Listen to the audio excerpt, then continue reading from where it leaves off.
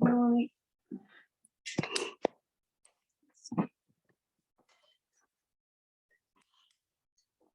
As low as it goes. I would love for you to. I always expect you to, but I should ask you. This is bare. This is as low as it goes, so it just kind of gets your head in there, right? Even. That's not even. Let's see. What happens if we put it down here? Better. Until David begins to speak. You comfortable with that? Yeah. Right.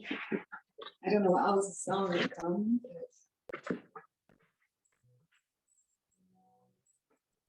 Om Agyana Timirandasya Yana Jala Shalakaya Shakshur Militam Nina Tasmai Shri Gurave Namaha Namo Vishnu Padaya Krishna Prasthaya Bhutale Srimate Bhakti Vedanta Swami Niti Namine Namaste Saraswati Devi Gauravani Prashamine Nirvishesha Shunyavadi Aschachadevi Shatavine Shri Krishna Chaitanya Prabhu Nityananda Shri Advaita Gadadhar Shri Vasadi Gaura Bhakta Vrinda Hare Krishna, Krishna Krishna, Hare Hare, Hare Rama, Rama Rama, Hare Hare.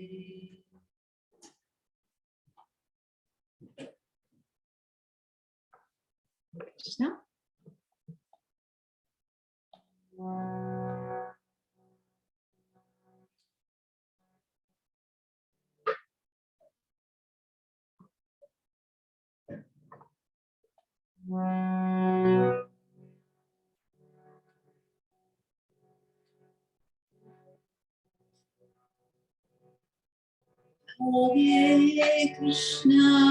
Hare Krishna, Krishna Krishna, Hare Hare, Hare Rama, Hare Rama, Rama Rama, Hare Hare. Hare Krishna,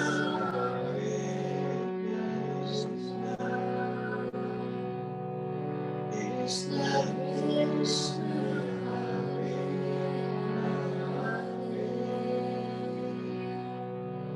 Hare Rama, Hare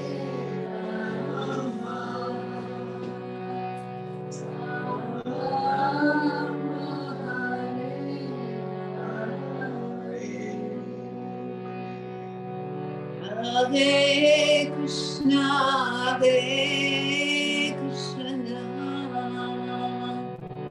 Krishna Krishna, Hare Hare, Hare Rama, Hare Rama, Rama Rama, Hare Hare. Hare Krishna,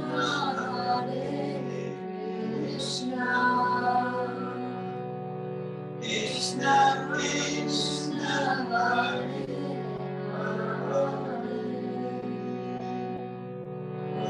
Hare Rama,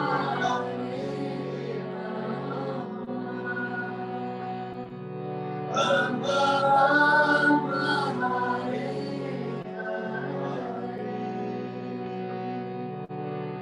Hare Krishna,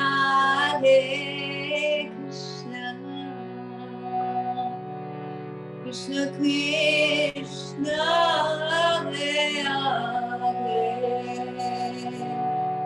Hare Rama, Hare Rama, Rama Rama, Hare Hare.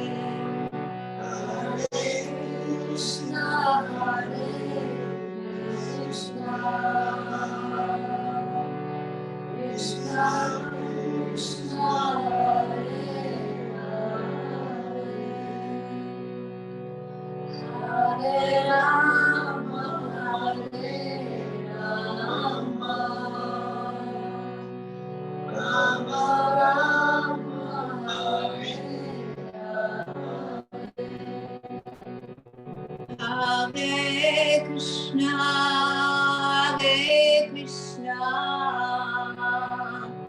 Krishna Krishna,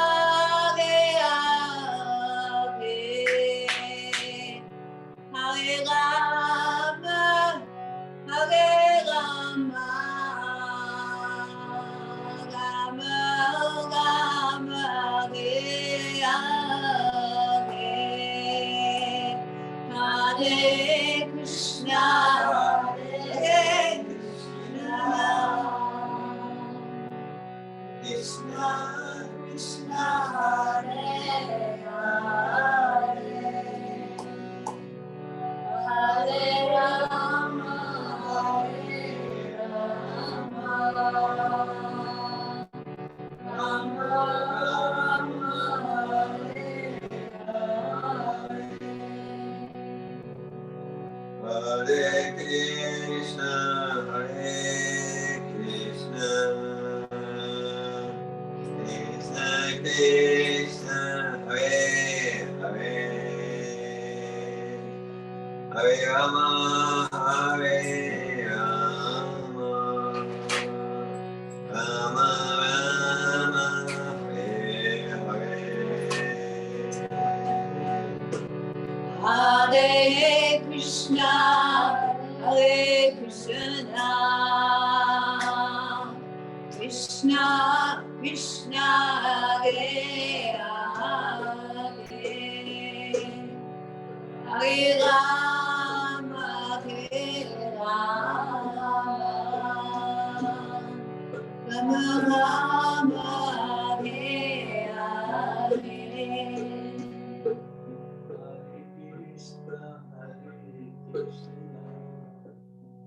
Krishna Krishna, Hare Hare, Hare Rama, Hare Rama, Rama Rama, Hare Krishna, Hare Krishna, Krishna Krishna, Hare Hare, Hare Rama, Hare Rama, Rama Rama, Hare Hare, Hare Krishna, Hare Krishna, Krishna Krishna, Hare Hare, Hare Rama, Hare Rama, Rama Rama, Hare Hare, Hare Krishna, Hare Krishna, Krishna Krishna, Hare Hare,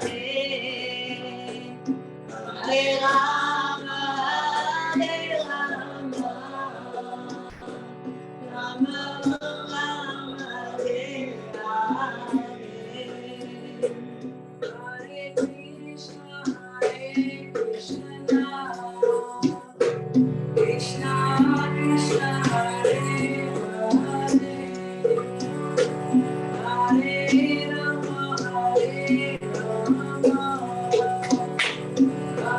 Rama Rama, Hare Hare, Hare Krishna, Hare Krishna, Krishna Krishna, Hare Hare, Hare Rama, Hare Rama,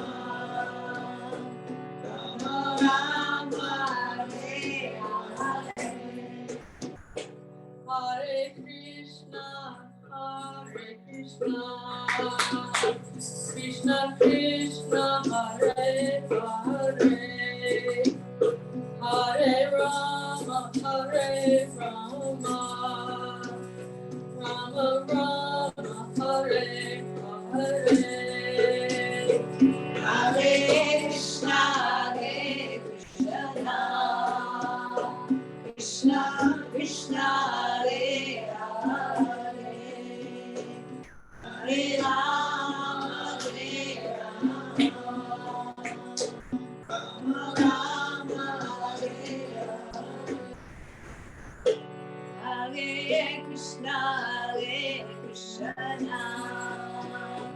Krishna Krishna Hare Hare Hare Rama Hare Rama Rama Rama Hare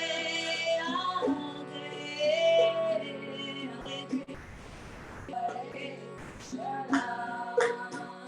Krishna Krishna Hare Hare Rama Hare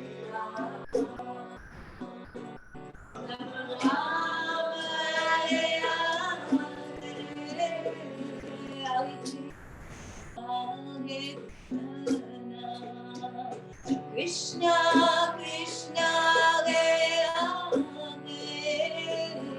Hare Rama Hare Rama Rama Rama Hare Hare Krishna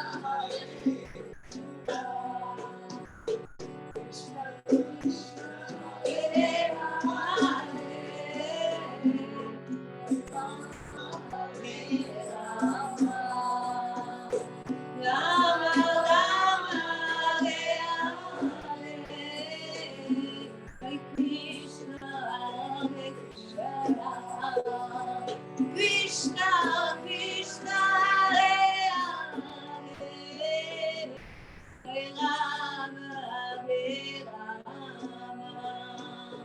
Rama Rama Hare Hare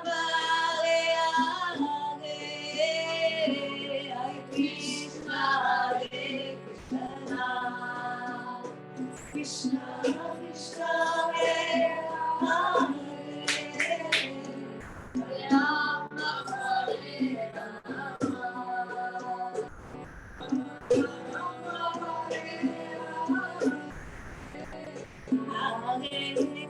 Hare Krishna Krishna Hare Hare Rama Hare Rama Rama Rama Hare Hare Krishna Hare Hare Krishna, Krishna Krishna, Hare Hare, Hare Rama, Hare Rama, Rama Rama, Hare Hare, Hare Krishna, Krishna Krishna, Hare Hare Rama, Rama, Rama Rama, Hare Hare Krishna, Krishna Krishna, Hare Hare Rama, Hare Rama,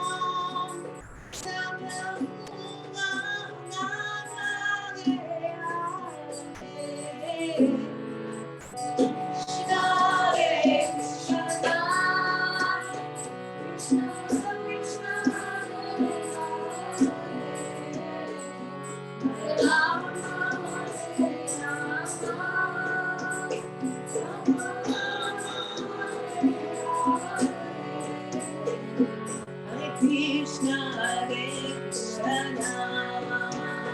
Krishna Krishna, Hare Hare, Hare Rama, Hare Rama, Rama Rama, Hare Hare, Hare Krishna, Hare Krishna,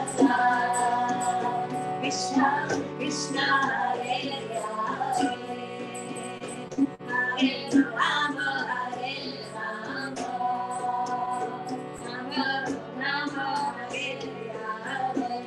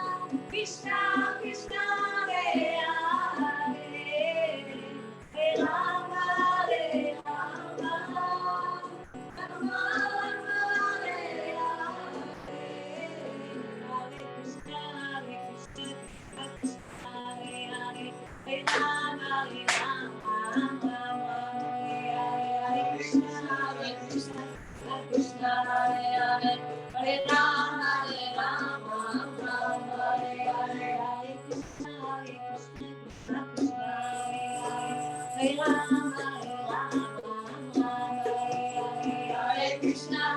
Krishna Krishna Hare Hare Hare Rama Hare Rama Rama Rama Hare Hare Hare Krishna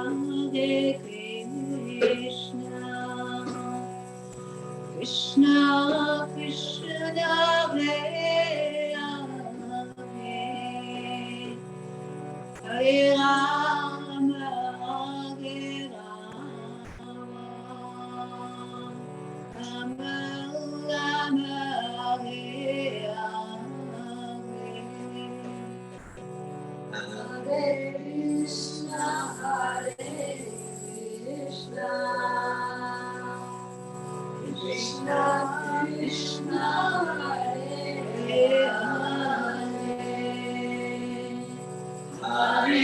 Hare Rama Hare Rama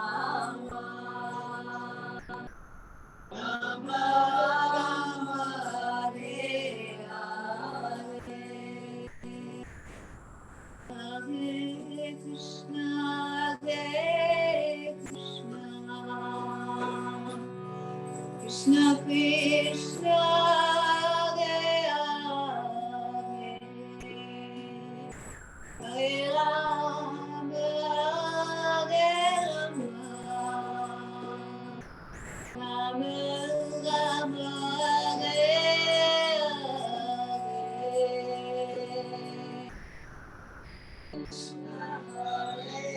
Krishna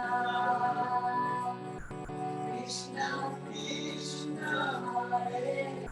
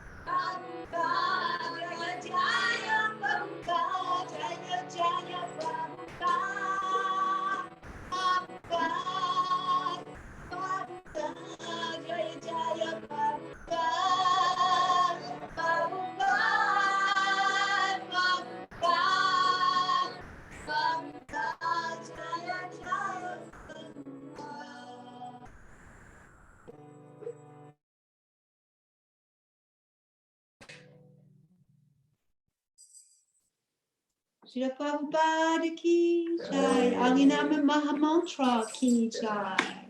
Gola Primanandi. Hari Gola. Mom, Krishna, Namaste,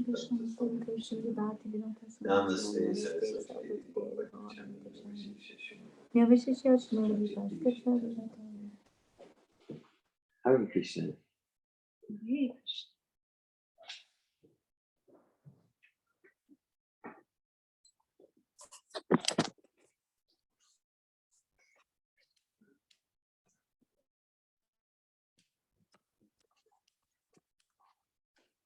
It's already recording. I don't know what Is you it want to already do. recorded? Okay. Do you want to stop recording and start it again? Just keep it going. Okay. It's like if I get lost in the technology that way. I'm sure I can just once. So,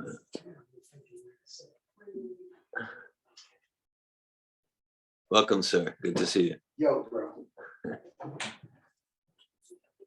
Sure. Is there singing or are you gonna be speaking now? We just completed the singing part, Okay. but later there will be more singing.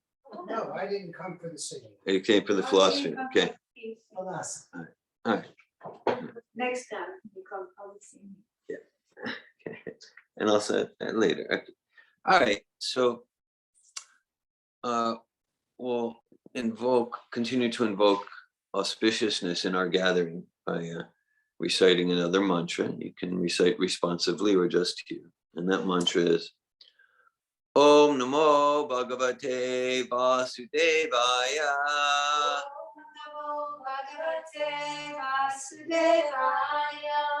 Om Namo Bhagavate Vasudevaya.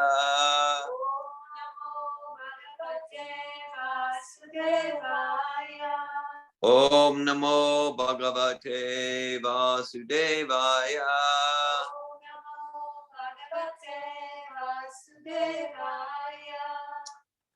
Hare Krishna. Today's May 22nd, 2022. And this is the Bhakti Yoga Enlightenment program at Prabhupada House in Melrose, Florida. We're studying Bhagavad Gita as it is, chapter 5, entitled Karma Yoga, Action in Krishna Consciousness. We're studying text 29. So we can start responsively with the Sanskrit words. Bhoktaram, Yagatapasam, Sarva, Loka, Maheshwaram, Suridam, Sarva Bhutanam, Gyatva, Mam, Shantim, Vichati, Bhoktaram Yagatapasam, Sarvaloka Maheshwaram, Suridam Sarva Bhutanam, Yatvamam Shantim Richati, Bhoktaram Yagatapasam, Sarvaloka Maheshwaram, Suridam Sarva Bhutanam, Yatvamam Shantim Richati, Bhoktaram Yagatapasam, Sarvaloka Maheshwaram, Suridam Sarva Bhutanam, Yatvamam Shantim Richati, Bhoktaram Yagyatapasam, Bhoktaram Yagatapasam, Sarvaloka Maheshwaram, Suridam Sarva Bhutanam, Suridam Sarva Bhutanam, Suridam Sarva Bhutanam, Yatvamam Shantim Rikshati, Yatvamam Shantim Richati. Bhaktaram Yagya Tapasam. Bhaktaram Yagya Tapasam. Sarvaloka Maheshwaram. Suridam Sarva Bhutanam.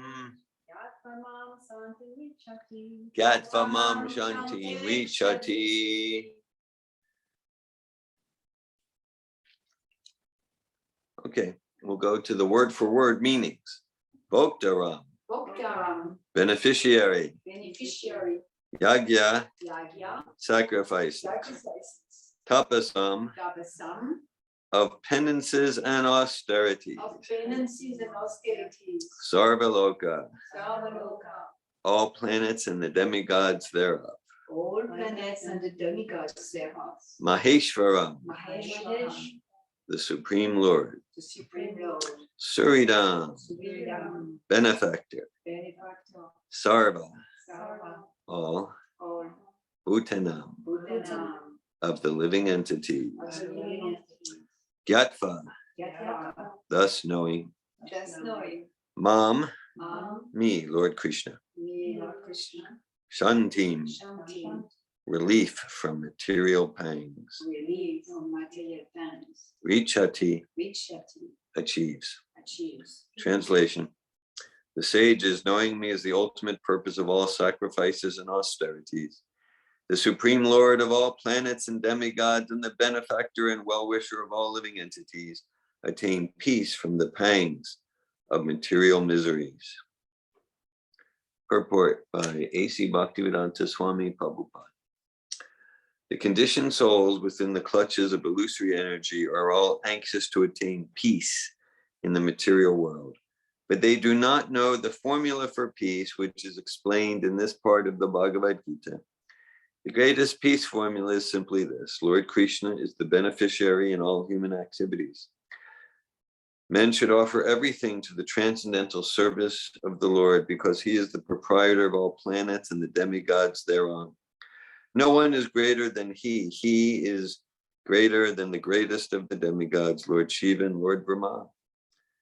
In the Vedas, the Supreme Lord is described as Tamishvaranam Paramam Maheshwaram. Under the spell of illusion, living entities are trying to be lords of all they survey, but actually they are dominated by the material energy of the Lord. The Lord is the master of material nature, and the conditioned souls are under the stringent rules of material nature. Unless one understands these bare facts, it is not possible to achieve peace in the world, either individually or collectively. This is the sense of Krishna consciousness. Lord Krishna is the supreme predominator, and all living entities, including the great demigods, are his subordinates. One can attain perfect peace only in complete Krishna consciousness. This fifth chapter is a practical explanation of Krishna consciousness, generally known as Karma Yoga. The question of mental speculation as to how Karma Yoga can give liberation is answered herewith. To work in Krishna consciousness is to work with the complete knowledge of the Lord as the predominator. Such work is not different from transcendental knowledge. Direct Krishna consciousness is Bhakti Yoga, and Jnana Yoga is the path leading to Bhakti Yoga. Krishna consciousness means to work in full knowledge of one's relationship with the Supreme Absolute, and the perfection of this consciousness is full knowledge of Krishna, or the Supreme Personality of Godhead. A pure soul is the eternal servant of God as his fragmental part and parcel. He comes into contact with Maya, illusion, due to the desire to lord it over Maya, and that is the cause of his many sufferings. As long as he is in contact with matter, he has to execute work in terms of material necessity. Krishna consciousness, however, brings one into spiritual life even while one is within the jurisdiction of matter, for it is an arousing of spiritual existence by practice in the material world. The more one is advanced, the more he is freed from the clutches of matter. The Lord is not partial toward anyone. Everything depends on one's practical performance of duties in an effort to control the senses and conquer the influence of desire and anger, and attaining Krishna consciousness by controlling the above-mentioned passions. one remains factually in the transcendental stage or Brahman Nirvana. The eightfold yoga mysticism is automatically practiced in Krishna consciousness because the ultimate purpose is served. There is gradual process of elevation in the practice of yama, niyama, asana, pratyahara, dhyana, dharana, pranayama, and samadhi. But these only preface perfection by devotional service, which alone can award peace to the human being. It is the highest perfection of life. Thus end the Bhaktivedanta purports to the 5th chapter of the Srimad Bhagavad Gita in the matter of karma yoga or action in Krishna consciousness. So that is the final verse of the 5th chapter of Bhagavad Gita. And before speaking on my realizations of the import here, I'll recite a few more mantras to continue to evoke auspiciousness in our association, and praying that whatever I speak validly, authentically represents the spirit, mood, and content of Srila Prabhupada and Sri Krishna's Bhagavad Gita.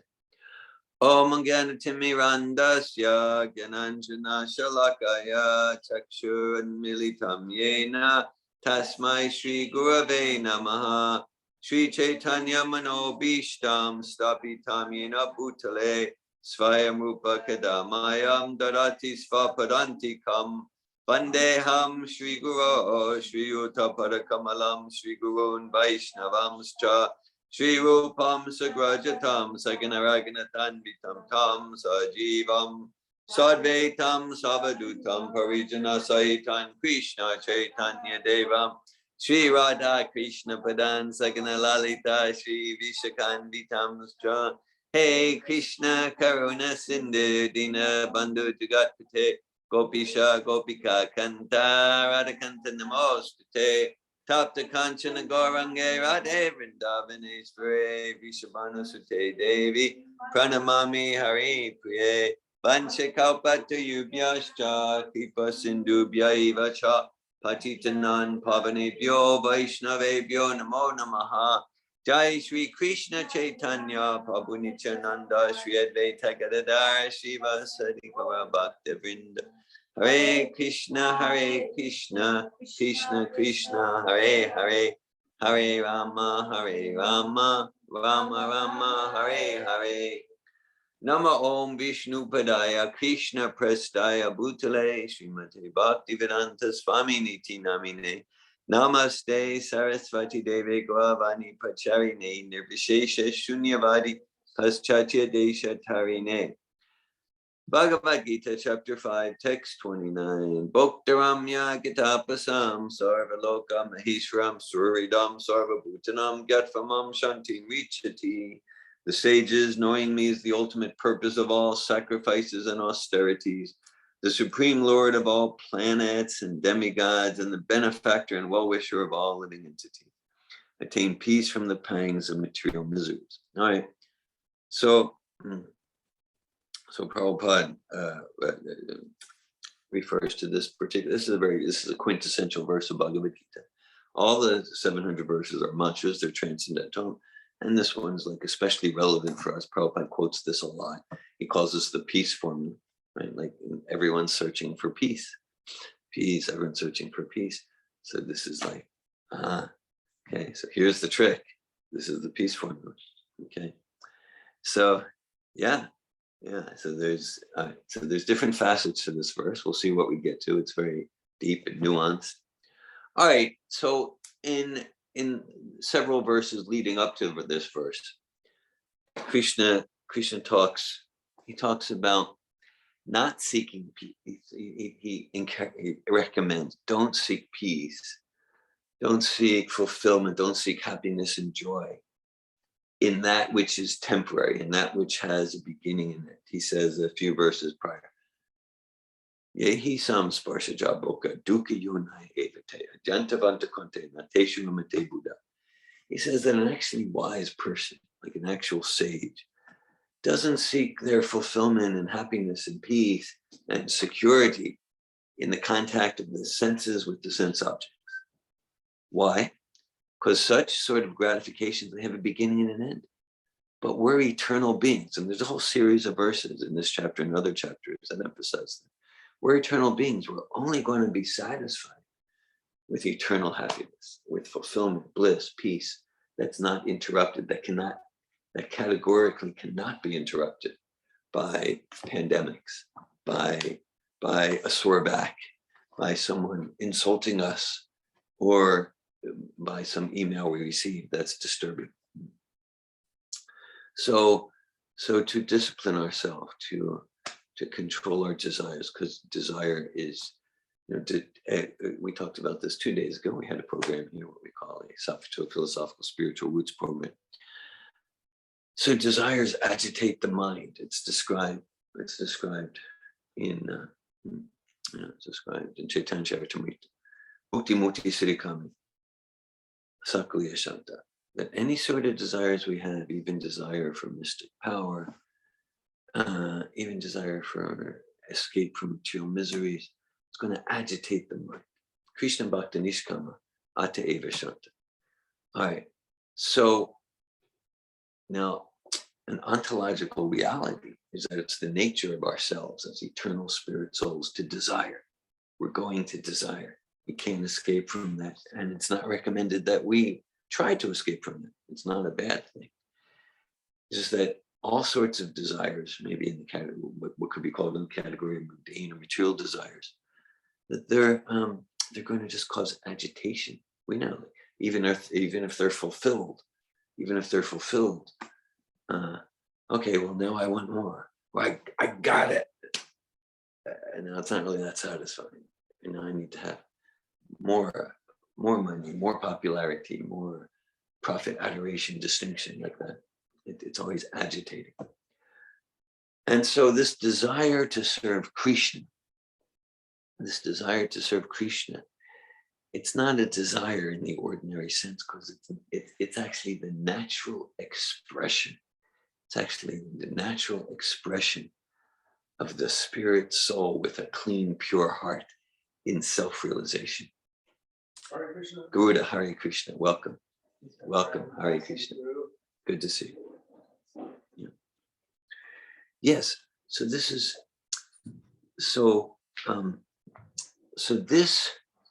this sort of desire. Nitya Siddha Krishna Prema Sajja Kabunali Shravanadi Shuddhachite Kariye Udat. It's not a desire in the sense of a material desire that agitates me. This is the natural expression of the soul, just like the rivers flow towards the sea. They naturally flow towards the sea. And so, yes, so love of Krishna is naturally and eternally situated in our hearts. Love of Krishna is naturally and eternally situated in the hearts of all living entities. And so that flow is awakened by this process of hearing and chanting. It is awakened by the process of hearing. So we're recommended through this process of hearing and chanting, just like hearing and chanting this verse. Each verse is a transcendental mantra. Each verse of Bhagavad Gita that cleanses the heart and returns us to our original consciousness of love for Krishna and wanting to serve Krishna. Krishna is a name for the Supreme, a name for God, just like God. God is a generic name for God. Allah, Christ means the anointed one. Allah means the great one. Adonai, it's a Hebrew name. Our Lord. Elohim, the elevated one. Govinda, one who gives pleasure to the senses, land and count. Rama, the reservoir of all pleasure. So Krishna is a name for God that means the all attractive. Okay, so this is a monotheistic tradition. Monotheistic, not a tradition. This is a science of God consciousness, a science of self-realization. Science, two basic pillars of science. One, a logical, consistent theory or hypothesis. So that basic hypothesis is given in Bhagavad Gita. We can apply our intelligence to Bhagavad Gita and see if we can find flaws. In a sense, I'm still trying, but I back when I first read Bhagavad Gita in the summer of 1983 at an ashram outside of Florence, Italy.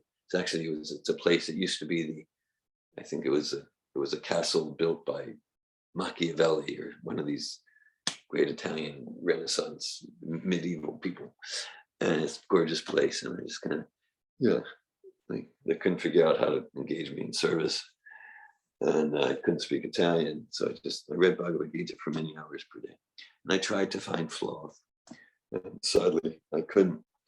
And so I needed to admit this is like by far the most profound, consistent philosophical treatise I've ever been exposed to.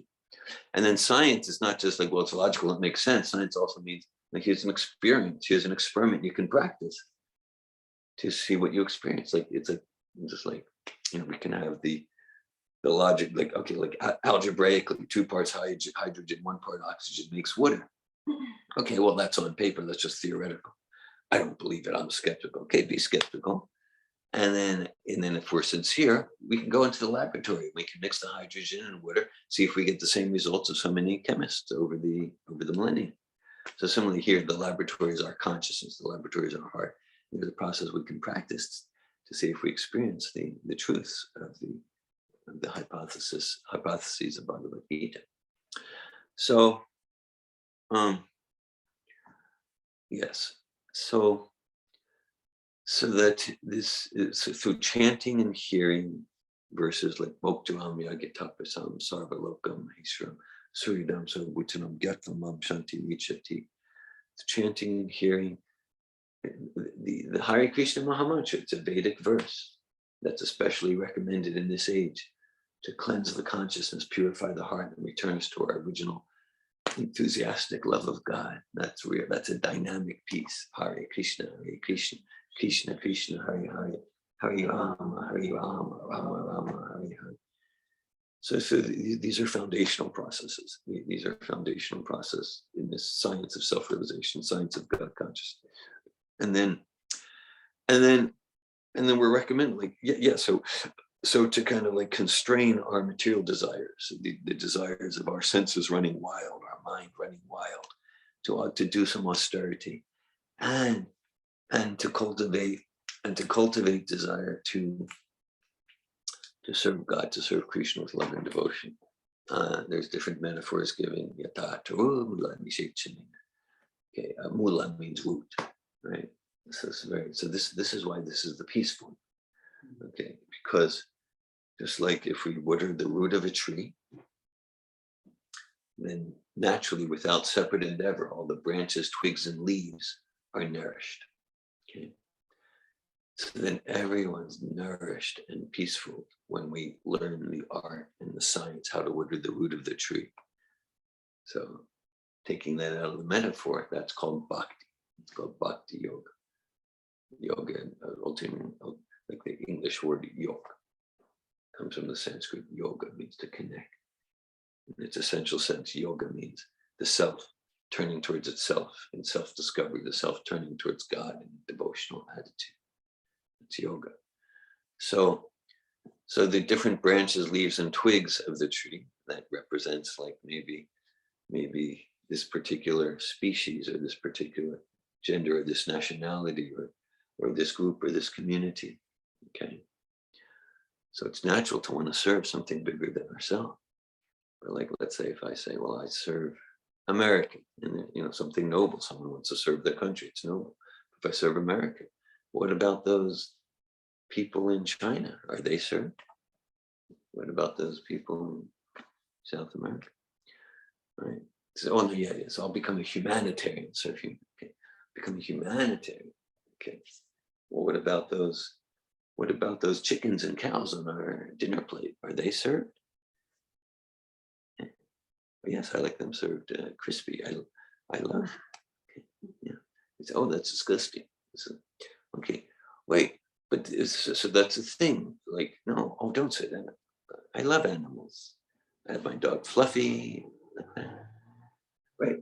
So why love Fluffy? Why love Fluffy and cause cows, chickens, and pigs agonizing pain? No logic. Just sentiment.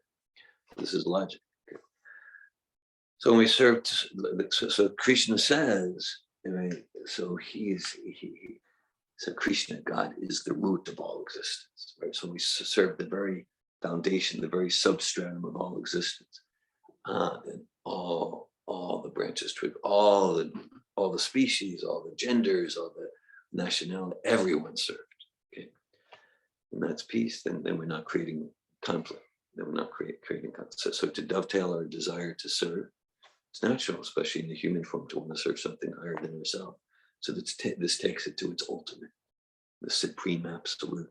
Okay. The verses just before this describe, what's become commonly known even in the West, like the Hatha Yoga system, sit in a lotus position, which I'm not even going to try. Cross-legged, that's as far as I go. Okay.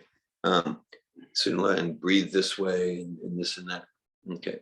So Krishna is saying here, and the whole next chapter has a lot about the physical yoga system. So Krishna is emphasizing here. The goal of that is to come to serving me, serving Krishna with love and devotion. And so this is the goal there. Okay. And then, so we talk about Shravanam, Kirtanam, hearing and chanting. These are prime foundational driving forces in this process of Krishna consciousness, Bhakti Yoga. And Krishna says, Suridam Sarvabhutanam, to be the benefactor, the friend, the well-wisher of all living entities. So this is another part of peace, recognizing who's our real, truest, most sublime friend. A.C. Bhaktivedanta Swami wrote thousands and thousands of letters, and he would sign them. You're ever well-wisher, same language used here. Krishna is the well-wisher of all living entities. So A.C. Bhaktivedanta Swami, the pure devotee of Krishna, he knows how to be our well-wisher. He's given us Krishna. The first, several of you know his story. At about the age of 70, he crossed the Atlantic on a ship. It was not a luxury cruise liner. It was the Jaladuta cargo freight ship. He had 2 heart attacks on the way. He was just so eager to give the world Krishna consciousness. He had the rupee equivalent of $7. He was penniless. Anyhow, so he went through great austerity. And then he landed in Boston, came to New York, stayed for a few weeks in Butler, Pennsylvania, outside of Pittsburgh, traveled through Philadelphia, up to New York, upper east side of Manhattan. And finally, after a lot of struggle, he was able, with the support of some sincere students, to open the first center of the Krishna consciousness movement in the West on 2nd Avenue in the Lower East Side of New York. And then, so he had a few students at the time, and the storefront they found, it happened on the storefront was painted the sign, Matchless Gifts. Apparently whoever had it previously was running like a gift shop called Matchless Gifts. So they wanted to renovate it to make it a Radha Krishna temple. So they were going to erase that. But Prabhupada said, no, this is perfect. Let's keep that, because this Krishna consciousness is truly the matchless gift. Right? I mean, it's not just theoretical. Like I could say in my life, like this Krishna consciousness, I should be more grateful, but I have gratitude for Prabhupada, because there's nothing that compares. That's my personal experience. You don't need to believe me. You can practice the process. Read Prabhupada's books, chant Hare Krishna, and see if you have something more sublime, see what your experience is. Krishna says, Prajakshavāgamam dharmam shushakam kortum. He said, it's a sublime philosophy. We can study and apply our intellect. And Krishna says this is directly experienced. It's not just, I believe, I don't believe. Like practice a process. Just like, I believe 2 parts hydrogen, 1 part oxygen makes wood. Okay, we believe. We can go in the laboratory and test. So Prabhupada would sign your ever well wish. And he's our ever well, because he's giving us Krishna. He's giving us Krishna. So we get to be someone's true friend. By giving them Krishna. My process by giving them Prabhupada, by supporting people to connect with Prabhupada. and with Prabhupada as their current and direct link to Krishna, then that's how I get to be your well-wisher. So to whatever extent I'm doing that, then I'm really being your friend. To whatever extent that I'm leading you astray from that, even if it feels good, I'm not being your friend. I'm not being your friend. If I'm alienating, to whatever extent my actions alienate you from that true bliss of the soul in Krishna consciousness, then that's, I'm doing a disservice. You might say I'm being an enemy. Okay. So the word used here is suridam. You can see the English word heart, suridam, heart. Okay, suridam, sarvabhuta. So su means like superior, and read indicates like someone who's connected to the heart, like that's like the highest form of friend, right? The suridam, someone who's serving your heart in the highest way. Suridam. Sarvabhuta. So Krishna is the best friend, the well-wisher, the benefactor of all living entities. So that's another process of devotional service. We were just talking about in the car, studying that today. Shavanam Kirtanam Vishnu Smaranam Padasevanam Martanam Bandhanam Dasyam Sakyamatman Nivedam Sakyam. So it's called friendship. That's called friendship. So Krishna is in friendship with all of us. Okay.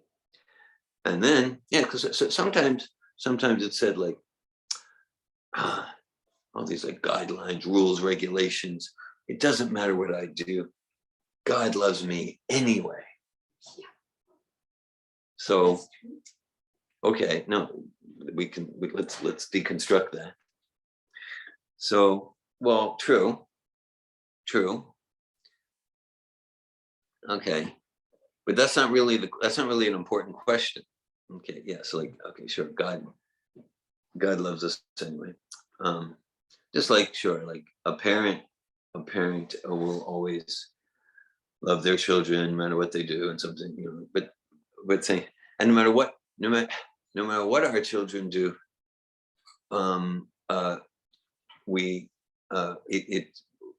it's equal to us. No, there are some things children can do. There's some things that can do that like are not pleasing to the parent. The parent might still love the child, but some things the child can do like this is not pleasing, and some things that children could do that are pleasing. Okay. So that's there. And then the question is, sure, God always loves us. In this Bhagavad Gita philosophy and practice, there's no like eternal hell damnation. It's not like that. There is, let's call it rehabilitation. There's rehabilitation, right? Just like ideally, the purpose of the prison system, is not just like punish and torture. Ideally, the guards and the warden, they're wanting that the prisoners are rehabilitated so that like we really want you to be happy, and for you to be happy, then it means like you become a law-abiding citizen. So that's what the prison is for.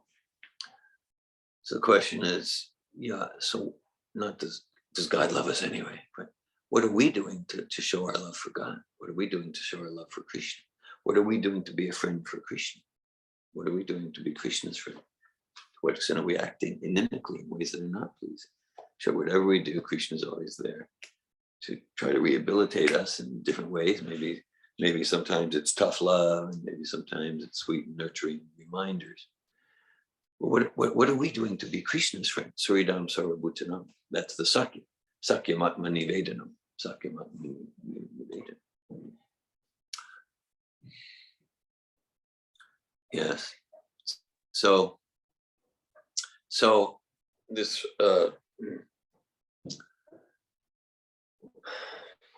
Krishna, I'm saying right now in our Bhagavad Gita course, our study group, we're right towards the very end of Bhagavad Gita, last part of chapter 18. Bhagavad Gita has 18 chapters. And right towards the very end of the end, Krishna says, Ya idam paramam guyam mad bhakteshva vidashyati bhakti mai param kritva mamiveshat yasam shaya.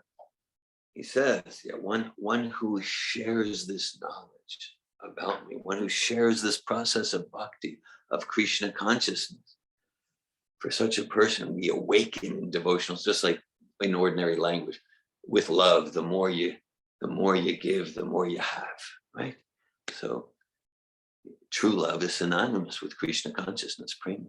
So the more we give this knowledge, this process, the more we awaken with inspiration to do devotional service. And Krishna says, then you're solid on the path back to God. And Krishna goes on, not chamam, not tasma, not chatasman manusheshu, kashtin mam, kashtin me priyakritama, bhavitana chame tasman, anya priyataro bhuvi. So Krishna says, there's no one's more dear to me than that devotee, than that soul who shares with others this sublime knowledge which brings people to their original peace again, right? Again. So this to serve the Supreme Personality of Godhead with love and devotion, this is not something created at some time in history. It's not like, when was this religion created? This is the Sanatana Dharma. This is the eternal nature of the soul, to serve the Supreme Absolute Person with love and devotion. So that's why, like, I can say, like, I was never interested in religion. I remain not interested in religion. I am interested, and I've always been interested in processes of transformation that we palpably experience. And so this process of bhakti yoga, Krishna consciousness, this is a process that, to the extent to which we follow it seriously, we experience transformation of heart. Hare Krishna, Sita Wolf. We experience transformation of heart as we return to that original consciousness of the soul, which is because sometimes we quote Bob Dylan.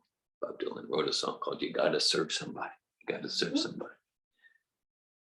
Yes. So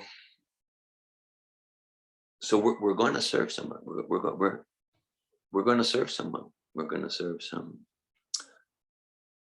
political leader. We're going to serve some family member. We're going to serve some ideology we picked up as a teenager. We're going to serve. That's our dharma. Dharma essentially means that which cannot be separated from a thing. So we would not say the dharma of fire is to cook. We can have fire that doesn't cook. We would say the dharma of fire is to be hot. We can't separate fire from heat. The dharma of sugar is to be sweet. The dharma of the spirit soul that we are is to serve. Our choice is where to direct our service. To the extent that we direct our service in alignment with this text, serving Sri Krishna, the personality of God, with love and devotion, then that's alignment with our deepest nature. So this is the eternal nature of the soul, to serve God with love and devotion. And this bhakti yoga, Krishna consciousness, this is the scientific process how to do that. And to the extent that we're separated from that, then it's very suffering condition. Earlier today, Prabhupada was giving an analogy of like the gunas, the material modes of nature. The gunas, they're like, guna means rope. Like, we're caught in the ropes, we're caught in the net. Prabhupada used the example of like fish caught in the net. They just writhe and flap, and it's a very agonizing condition. Very agonizing condition. So that's like, to the extent that we've entangled ourselves in the modes of material nature. So Krishna says in the 7th chapter, Devyesha gunamaya mama maya taratyaya mameva ye prapatite mayam etam tarantite. Krishna says, one caught, Devyesha gunamaya, one caught in the net of the gunas. It's just like hopeless. It's very difficult to get disentangled. And he says, though, the one who surrenders to me by serving the Supreme Person, the Supreme Absolute, with love and devotion, love and devotion. That's the nature of the soul. By serving Krishna with love and devotion, then just Vidyate Vidagranti Chijate Sarvasam Shikshinte Justi Karmini Trishdevat Minishri. And the knot in the heart is pierced. And then we're free from that net of the material modes of nature. And that's true freedom. So much of what goes in the name of freedom, you might say, these days, like so much of what goes in the name of freedom is being a sold out slave to our senses. Right? I do whatever I feel. Misidentifying the self with the senses. Am I my eyes? Am I my belly? Am I my genitals? Am I my mind? So then in the name of being a slave to the senses, we call that freedom. No. But actual freedom is the power to use our senses and mind, to use our anger, to use every emotion in service to serving the root of the tree. So again, Prabhupada refers to this verse as the peace formula, So it's very practical, right? As long as we retain and cultivate and cherish any sort of desires other than the service to Sri Krishna, the personality of Godhead, we're going to be agitated, disturbed, distressed, and we all want to experience peace. This is not a boring peace. This is not a boring peace. This is very dynamic peace that comes from the soul alive to itself and its natural flowing energy expressed as service to the Supreme Personality of Godhead.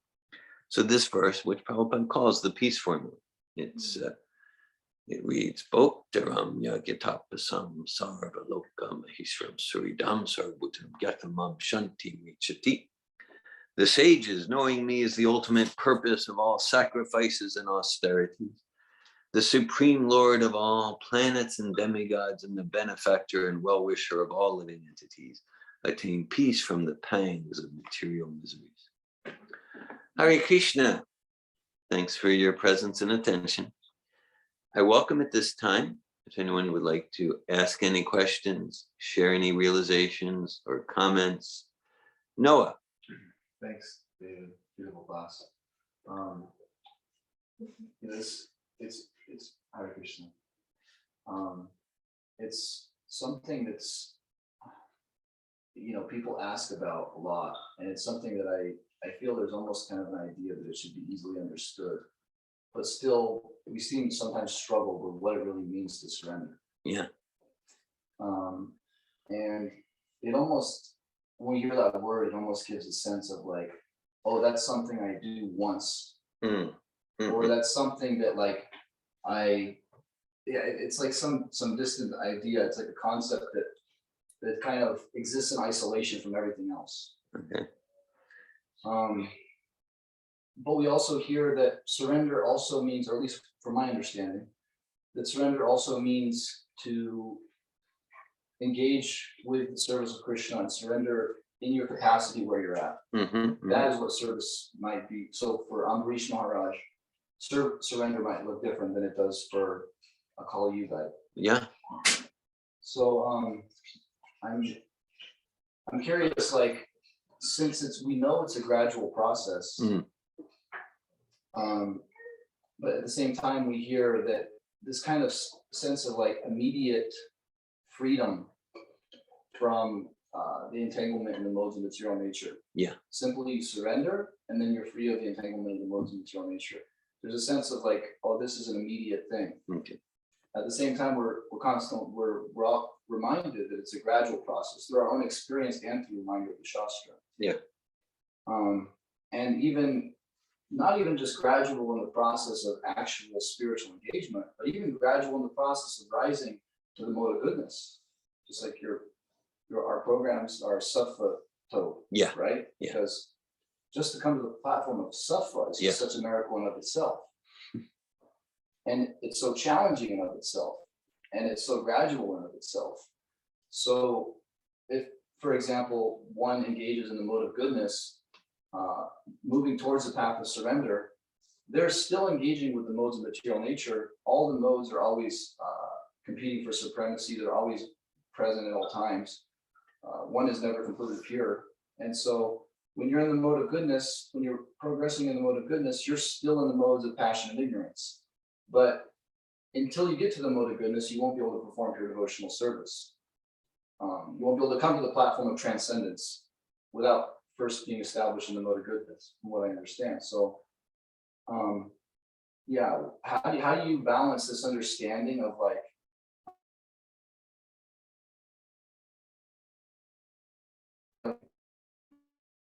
black or white, like surrender or not surrender, and also the gradual process? Thank you, Noah.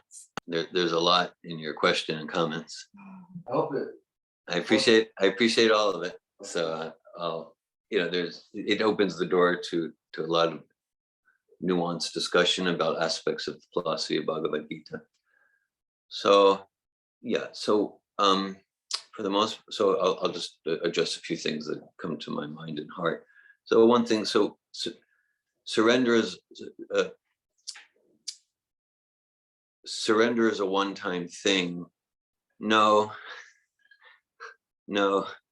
Okay. So and okay. So of course, it's externally. Prabhupada often emphasizes Krishna consciousness. It's not stereotype. It's not hackneyed. It's never stagnant, right? It's dynamic, and it's not like it looks like this. So it's dynamic. It's not stereotype. It's not hackneyed. So of course, surrender looks differently in different ways. So say for Arjuna, surrender would look like peacefully go to the forest. No, for Arjuna, surrender look like kill millions of people, because that's your service, because there's the government of the time was oppressing people, and so it was his surrender was to fight. So right now, like surrender, here we are in Melrose, Florida, on Sunday afternoon, May 22nd, 2022. So surrender for me looks like discussing Bhagavad Gita. So what surrender looks like. Okay, and so surrender is moment to moment. And we're talking about like pure devotees. Pure devotees, they're not robots. Oh, they're surrender. What pure devotee means like at every moment, they're choosing surrender. They're choosing surrender. And so, all right, so then this part, this relates, I think, to other parts of your comments and question. That sometimes we talk about, but this comes from Srila Rupa Goswami, comes from Srila Prabhupada. There's states of consciousness and there's stages of consciousness. There's states and stages. And stages, to progress in stages of consciousness is more important than having some epiphany state of consciousness. Okay, so like there's many progressions. One progression, 9-step progression. At all Shuddha Tata Sadhu Sangato Bhajan Kriya. Tato Narta Nivritisa Tato Nishta Ruchistata Tashaktistato Bhavastata Pramapidanchatis. Sakanamaya Premna Prarabhave Bhavet Krama. Describes a 9-step process, starting with some trust, trust. Everyone here, what is it, about 15 of us or something, everyone here has we must have some trust in the process, because there's a lot of other things we could be doing on a Sunday afternoon.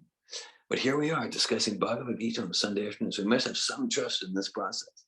And then that 9-step process culminates in prema, just that kind of like steady love for Sri Krishna, the personality of Godhead. And then there's pulling the weeds in the heart. There's anartha nivritti. There's so many steps in the process. Okay, so we might sometimes get some like epiphany, some surrender, some experience of bhava or ruchi, some taste. We've had that. Okay, that means I'm at the stage of ruchi. No, probably not. I'm at the stage of bhava, probably not. Okay, so just because we have some state of consciousness doesn't mean we're steady at that stage. Now, sure, Super Soul Krishna, Srila Prabhupada, they might give us some experience of some state of consciousness to encourage us to be more rigorous and disciplined, to, as you said, as Krishna says, gradually, step by step. Doesn't have to be, but for almost everyone, it's a gradual process. And if we get some states of consciousness, that's not meant for us to become pretenders or sahajiyas. Yes, I experienced it. Okay, yeah, maybe I experienced it yesterday, but now I'm in this crash mode or something like that. And now I'm in this downward spiral for 2 years where I'm engaging in all sorts of toxic activity and having chanted rounds and et cetera, that. But I had this state of, okay, so the state of ecstasy, bhava, ruchi, that's meant to move us to be more disciplined, to practice sadhana bhakti, the rules and regulations, and then we gradually advance in the stage of consciousness. So, Vasudevi Bhagavati Bhakti Yoga Prajita Janayat Yashu Vairagyam Gyanam Chayata Hetuka. That by serving Krishna, a similar verse, Savaya Pumsam Prodamo, Yato Bhakti Radhokshaji. I took your pradita, Yatma Suprasidati. So that this devotional service, which is true devotional service, is Shuddha Sattva, as you indicated. It's sattva that's not contaminated by rajas or tamas. And devotional service is not dependent on anything material, which is very encouraging. It could be also could also be a little discouraging in some way, because I have no excuses. Okay, meaning, whatever our modes of nature, whatever our past, I mean, the past can explain a lot about the present, but it can't take responsibility for it. So if I'm sincere, I can show up right now, 100% intense devotional service. Yeah, but my mom treated me this way, and I have this, and I have this bad habit, I did this shameful thing. Devotional service is not dependent on anything material. We can show up at any moment, pure devotional service, whatever the modes of nature. Okay, whatever the modes. Sarvadaman Pribhyagam Mami Kamshay Nambracha. Sam Sarva Papibya Moksha Shamisha. It's just not dependent on anything. At the same time, as you indicated, by cultivating sattvic habits, which is so much about what our programs are about in Sattvic Yoga Institute, sattvic communication, sattvic, there's sattvic eating, there's sattvic relationship with sleeping. By cultivating sattvic habits, to the extent that my habits are sattva, that makes it easier. That makes it easier to choose Shuddha Sattva. It's the best platform. At the same time, so that's true, we want to cultivate sattva while not making it the ultimate goal. Just like if I want to fly to London, I want to go to the Orlando airport. That's the best platform for which to go to London.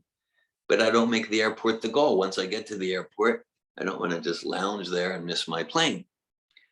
There's a great devotee, female devotee named Queen Kunti. She said, Janmeshvaya Shuta Shubir Edamana Madapuman Naivarhat Yabidat Tumbai Tamakinchana Guchra. Tamakinchana Gochra. So Queen Kunti, she says, because like through sattva, we might have a relatively more pleasant life. And she says, okay, so sattva, for sure, sattva is the best platform from which to choose devotional service, but there can also be the sattvic track, where we become kind of complacent because, well, relatively, I'm happier than others, I'm more abundant than others, I have more knowledge than others, and that can prevent one from getting intense about devotional service. Whereas if there's some suffering that comes from tamas and rajas, we don't want to set ourselves up for it. But then sometimes someone more influenced by tamas and rajas can with feeling call out, hey Govinda, Krishna, get me out of this mess. This is such torment and suffering. So those are some thoughts that came in. Yeah.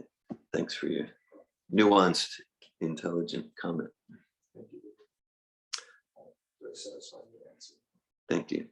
Nagar Kirtan Prabhu. Hare Krishna. Any other questions or comments? Devin. I've recently been reading the pastime, Shringadev and Hiranyakashipu pastime. Yeah. You got some children's books, Nice. and Kirtan wants to hear them every night. And he knows the story pretty well now, like that. Yeah, when they're children, if you haven't read it or seen the video at least 200 times, you haven't really read it.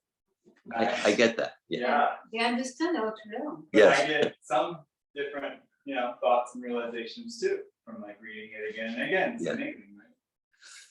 Transcendental pastimes. I'm just curious what you'll say. So I'm so in kind of in the vein of the discussion. Well, one of the books doesn't start with this pastime, but one of the books starts with Jai and Vijay being cursed. Yeah. And the other one doesn't, just starts with Hiranyakashipu doing austerity. So Jai and Vijay cursed, and when one of them incarnates as Hiranyakashipu, Yeah. because they choose. Okay, you can have so many lifetimes in the the whole story. I won't get into, but so he chooses Jai or Vijay, I'm not sure which one. I'm gonna take being in the body of a demon for less lifetimes, so I'll get back with you, Krishna, soon. Correct. So, so maybe it's just because of the curse. But I'm thinking like, it doesn't matter what we do.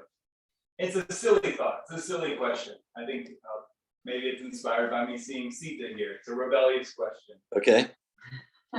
Yeah, we'll talk later. So it's like, so maybe it doesn't matter what we do because Hiranyakashipu is the greatest demon, but in 3 rebirths or 5, something like that, he gets to go back and be with Krishna again. He's the worst. He's the biggest. He's trying to take everything for himself. Yeah. And he has. He's like controlling the weather and like conquered the universe. Became so powerful.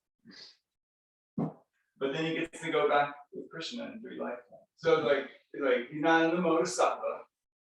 Again, the vein of this. So it's kind of a silly thought. Yeah. And I'm not, I don't know how to compare myself, but like, that's kind of what came up for me. I mean, I cut down this big tree in my yard. Yeah. Also relatedly. Okay. So there's a soul in that tree. Yeah. Same as the soul in this body I call Devin. Right. Like just different body. Yeah. So the soul in called Hiranyakashipu or Jai or Vijay or like that. These are the same. If I understand correctly, it's the same living entity, spirit, soul, in different So bodies. what I'm hearing is saying like you're saying like the more you might mold your life after Hiranyakashipu, the quicker you'll go back to Godhead and be with Krishna. I mean, do you kind of just get my kind of curiosity about like, do we really have to struggle the struggle, or maybe I've just been cursed to be Devin on Earth in middle planetary system. Like I get the middle planetary system is the best airport. It's the best opportunity. It is. It's not the hellish, it's not the heavenly, where there could be different distractions. We have both heaven and hell here in the middle, and we kind of have the opportunity to choose. Like I get that much. All right. So thanks for your sharing and question. I appreciate your question. Found it on the children's book version of the 7th canto. Hare Krishna, Haribol. Okay, so Hiranyakashipu, the principle is it does matter what we do. And as we were talking like earlier, and sure, service can take different forms.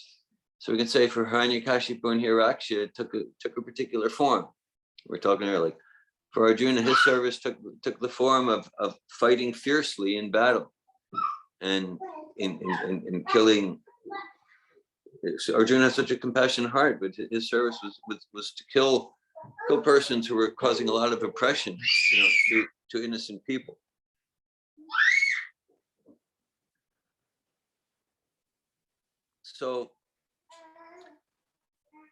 So we discussed this a little bit earlier. So Krishna, God loves us no matter what we do. That's true. The question is, what are we doing to cultivate our love for the supreme absolute person? God loves us no matter. We could say, it's like, we use this example earlier. A parent loves their child no matter what. And some things that the child does pleases the parent more, and some things the child does will displease the parent. That's a fact. The parent will always love the child. So Krishna will always love us. What are we doing to love Krishna? That's the question. Now, okay, then what it means for you, that's between you and your highest guidance within you and Krishna. As far as how I can mold my life to please Krishna, I get my guidance from Krishna's pure devotee, Srila Prabhupada. And that's why I know that, like, for example, okay, if I spend a Sunday afternoon discussing Bhagavad Gita, that's going to be pleasing for Krishna's pure devotee and Krishna, as opposed to, let's say if I were watching tennis on the internet, just as a random example, for example. Okay, that's yes. So then let's say, well, Krishna loves me anyway. Yeah. But let's say if I were going to the bar to get drunk, or let's say if I were, like that, Krishna loves me anyway. Yeah. But what am I doing? What am I doing to cultivate my love for Krishna? That's really the relevant question. And so for me, I know that A.C. Bhaktivedanta Swami, he's pure devotee of Krishna. He knows how to please Krishna. He knows how to guide us to please Krishna. And so that's why I encourage, like, if people want to learn this Krishna consciousness, he's a master of the art and science. And so and then within those guidelines, we get to use our intelligence, our individuality of how to serve within those guidelines, meeting ourselves where we're at, while cultivating enthusiasm to progress to higher consciousness in Krishna consciousness. So yeah, it matters. Yeah, it matters. Malini? I just wanted to speak about the pastime itself. Sure, go. Because actually when you said, like, Hiranyakashipu took 3 lives, but he didn't. Vijay accepted the 3 lives. And Hiranyakashipu was one form of those 3 lives. And Vijay is a servant of the Lord, in love with the Lord, wanted to please the Lord. And when the Lord gave him the choice, he said 3 lives as a demon, because the Lord asked him to do that. Like the Lord is asking Arjuna to go on the battlefield of Cockersberger. And as far as I know, the Lord doesn't ask me to do the things that separating me from him. Well, I think that's also a way to look at it. And then Hiranyakashipu didn't get liberation after being Hiranyakashipu, to birth another 2 times as demons. And the truth is that Krishna likes that. He likes the relationship he has with these demons, and he kills them, he kills them directly. And that also is a very big distinction. It's not like Hiranyakashipu came here and he was a big demon like Hitler, and then he killed himself, or he was killed by a bomb, or he was killed by the material energy and go back to Godhead. He's killed by Krishna. So all that, creates so much distinction that kind of to have a doubt about the soul, like, between the soul, the living entity, that's Vijay in his constitutional position, the doorkeeper of Vaikuntha, and us, which we have completely lost our sense of identity or constitutional position. Maybe that's where it could be helpful for you to look at. Yeah, that's a lot. That's really complete, the way you completed the story, and in a lifetime, it's helpful to me, really supportive, yet more complete. That wasn't the last time he incarnated as a demon. That the Christian doesn't give us an offering of something that would separate us from him. Like doesn't offer. So it's an opportunity which also drives that rich pastime, which serves serving me now, right? And I enjoy coming as mission events. Really. Yeah. So fun. It's so fun. And even the last thing he said, that like we're maybe lost to so much lost and covered to our original constitutional position, but like he was kind of once removed in a sense from Vijay to Hiranyakashipu, these other births of demons, where I'm so removed. Yeah. That it's like, but at that level, constitutionally, equal souls. It's Jiva. Jiva. When Jiva that fall directly from Vaikuntha after, an agreement with the Lord and the Lord kind of enjoying his pastime as fighting his servants versus, you know, a fallen soul falling and degrading themselves after millions of lifetimes. Yeah. Eternally cycling between in a cycle of birth and death, not like just 3 times, unlimited amount of time. Yeah, hundreds of years standing as a tree in animal bodies and so many different births. Again and again and again and again. So all the souls equal, and then there's super soul, and then there's all souls. But then how many coverings and lifetimes? I was thinking too that the jiva, the ordinary conditioned soul jiva, does go through the process of, just like you're saying, billions of lifetimes. But in this case, Jai and Vijay were only having to face the anguish of just a few lifetimes out of Vaikuntha.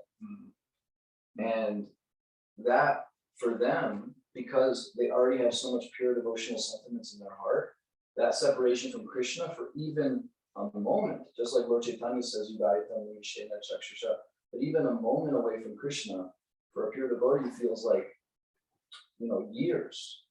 So okay, these yeah, maybe it doesn't seem that bad, but for them, because this is of course Leela, but for them, for a pure devotee to be separated from Krishna for even a moment is so painful. Imagine 3 lifetimes and having to accept that. That's what I have to do now. So I think the severity of it is maybe lost on you a little bit, coming from the perspective of a conditioned soul. Well, I'm already rotating through birth and death for billions of lifetimes anyway. It's like, well, we're kind of complacent in that, but they weren't. They wanted back. They wanted to be in loving service with the Lord, and this was something that they had to go to reform themselves. Yeah, I appreciate that. I really hear that. Yeah, being so many removed. I like that, removed. The term I'm using from the original constitutional position. So it's kind of the 3 lifetime births that Vijay had to go through. It's like every moment. So it's torture, you know, coming from relishing that direct relationship with Krishna. And yeah, thank you for sharing that, Colin. And I also got that also in those lifetimes, there was relationship with Krishna. It was like constant direct relationship with Krishna. Like Radharani was fighting and battling against Krishna at every moment and turn. He was wanting to be, you know, the controller. And it's like still a very rich, like connected story. Yeah, well, like most of their lives, they were completely meditating on the Lord in anger or in envy. Yeah. So they were completely absorbed in meditation on the Lord, but they didn't normally have direct contact with him until they fought at the end. Yeah. So it's like, yeah, they were absorbed in Krishna consciousness. They were absorbed in a unique way, but they weren't absorbed in what Rupa Goswami describes as favorable devotional service, which is actually what we want. And so they are actually there as examples for us of like, yes, you can engage in Krishna consciousness even in an inimical way, but it's not favorable. It's not recommended by Rupa Goswami. So no, not for us. Well, for them, they would also prefer to Yeah. engage in favorable devotional service. It's an austerity to have to engage in unfavorable devotional service when all your heart wants is to have a loving relationship with the Lord. It's a special pastime because they volunteered for it. So in a sense, it's like it's different. It's a chinchilla service. Yeah. Nuance. Garuda, you had a comment? Was Hiranyakashipu was sent there by the Lord. The Lord had himself had chosen a place for his devotee to be. That would make him ecstatic. He would be not only in the external energy of the Lord in every part of his life, he'd still be in the Hladini, in the internal potency of the Lord. Of course, we're way different than that. In the Leela, right? In the Leela, you're playing a pinnacle part in the Lord's Leela that give liberation to millions and billions and countless souls ever after, just by hearing that story and the boon and the benediction that you were able to provide by playing your part. He's doing such service. Yeah. Yes, Monumental. It's a Yeah. monumental And you service. know, that is why there's esoteric parts in philosophy where you get behind the scenes and see the workings, you know, in the sublime way, of the way the Vaishnava sages see it, the way the Lord sees it. I was really interesting. I was going to make one little comment. You're talking about Shravanam Kirtanam, and we had Vishnu Smarana. Yeah. Divine remembrance. That's one way I like to translate that. Bhaktivinoda Thakur says when you're hearing, the chanting is like when you're praising the Lord, spreading the glory of the Lord, like in the mood of Prahlad Maharaj, just going out like Haridas Thakur, just wandering across the countryside,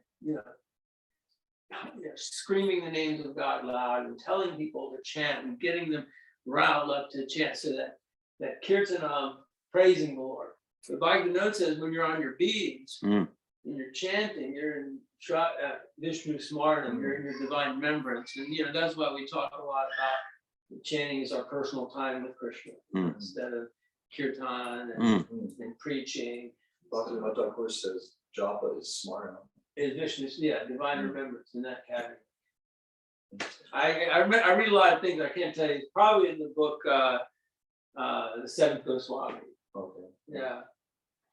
Thanks for that. I appreciate this discussion. And for me, this relates to what I'll call the current link principle. Because it was 3 lifetimes. Current link means like they'll speak I statements. Yeah, I understand the Vedas. I understand Bhagavad. I understand Srimad Bhagavatam in its import, its conclusion, and what's important for me and how to apply it through my current link to the Param Pra Srila Prabhupada. So from Srila Prabhupada, it's very clear. It's just like, so just imitate the activities of Hiranyakashipu, right? So, otherwise, like what you're saying to me, people can go there. People do go there. Okay, and then I'll go back. But then the problem makes it clear. Okay, so like Hiranyakashipu, as Noah's and Buddha's comments, Malini's comments indicate, he has a special service, and actually it was a strange type or unusual type of ecstatic loving service. That Yam Krodha Kama Nichaya Pamiyari Biti in this Ras that was not favorable devotional service like that. So what's our service? Otherwise we could read so many things, and that's why Srila Prabhupada is our current link to the Parampara, especially empowered to know how to guide us to advance in realizing we're not the body, and guide us gradually in Krishna consciousness. That's why it's important to hear the 7th canto through Srila Prabhupada. Otherwise, we will tend to get bewildered. The 7th canto? Hiranyakashipu and Prahlad Maharaj in the 7th canto. Those first 10 chapters are basically. I appreciate the discussion very much. Other questions or comments? Marty. A question. Yeah. Will be more simple. I forget the word that goes with the definition of embodying each emotion in service of the Supreme. I feel like there was a word that described that, like how we can embody fully like anger and happiness in devotional. Is this a word I used today or 2 days ago? 2 days ago. 2 days ago? Yeah. Okay. Maybe the term yukta vairagya, which means engaging everything in God's service. Okay. Yukta vairagya. It's the same root as the word yoga, like the English word to yoke, to connect. Okay. So yukta vairagya means like spiritual life in bhakti yoga. It's not about rejecting anger. It's not about rejecting money. It's not about rejecting relationships. It's about cultivating realization under the guidance of someone who's fully realized, cultivating realization of how to utilize emotions, how to utilize this body, how to utilize career, how to utilize anger, how to utilize vehicles, how do you utilize a profession, how to utilize everything in God's service. And that's how we spiritualize this world. Okay. Thank you. Do you mind saying it one more time? Yukta vairagya. Yukta vairagya. Okay. One more time. You invoked the definition, but it was like, I remember there was a word that means that. Yukta vairagya. That's it. Okay. Okay. Thank Yeah, you. vairagya means to renounce, Okay. and yukta means to connect. So this is like the highest form of renunciation. Highest form of renunciation doesn't mean I won't touch money, I'll just live in the forest. I mean, for some that could be their service, but generally not. It doesn't mean, to be renounced means we won't use technology. No, it means we renounce the enjoying spirit. And that's what this verse is all about. I'm glad you mentioned that. This verse is about renounce the enjoying spirit, means that this isn't about my body, my ego, my mind enjoying. And let me serve Krishna's enjoyment. Let me use everything for the enjoyment of his actual owner. 2 days ago, on Friday, we used the analogy of the wallet, right? So it's one thing to do, I find a wallet on the street, I'll enjoy the money. Okay, a more noble character, that's not my wallet, I'm not going to touch it. But even better, even the highest noble character is it's not my wallet, but it is someone's wallet. So let me return to its owner because it's his or her $1,000 in credit cards to enjoy. So this body, this computer, it's my body, my house, my car. Well, a higher conception, everything belongs to God. So real renunciation is let me renounce the enjoying spirit. It's not my wallet to enjoy, but it is someone's. It belongs to Krishna. So how to use this technology, how to use this emotion, how to use everything in such a way that Krishna will be pleased, then you might say paradoxically, that's when we're really peaceful and pleased. Mm-hmm.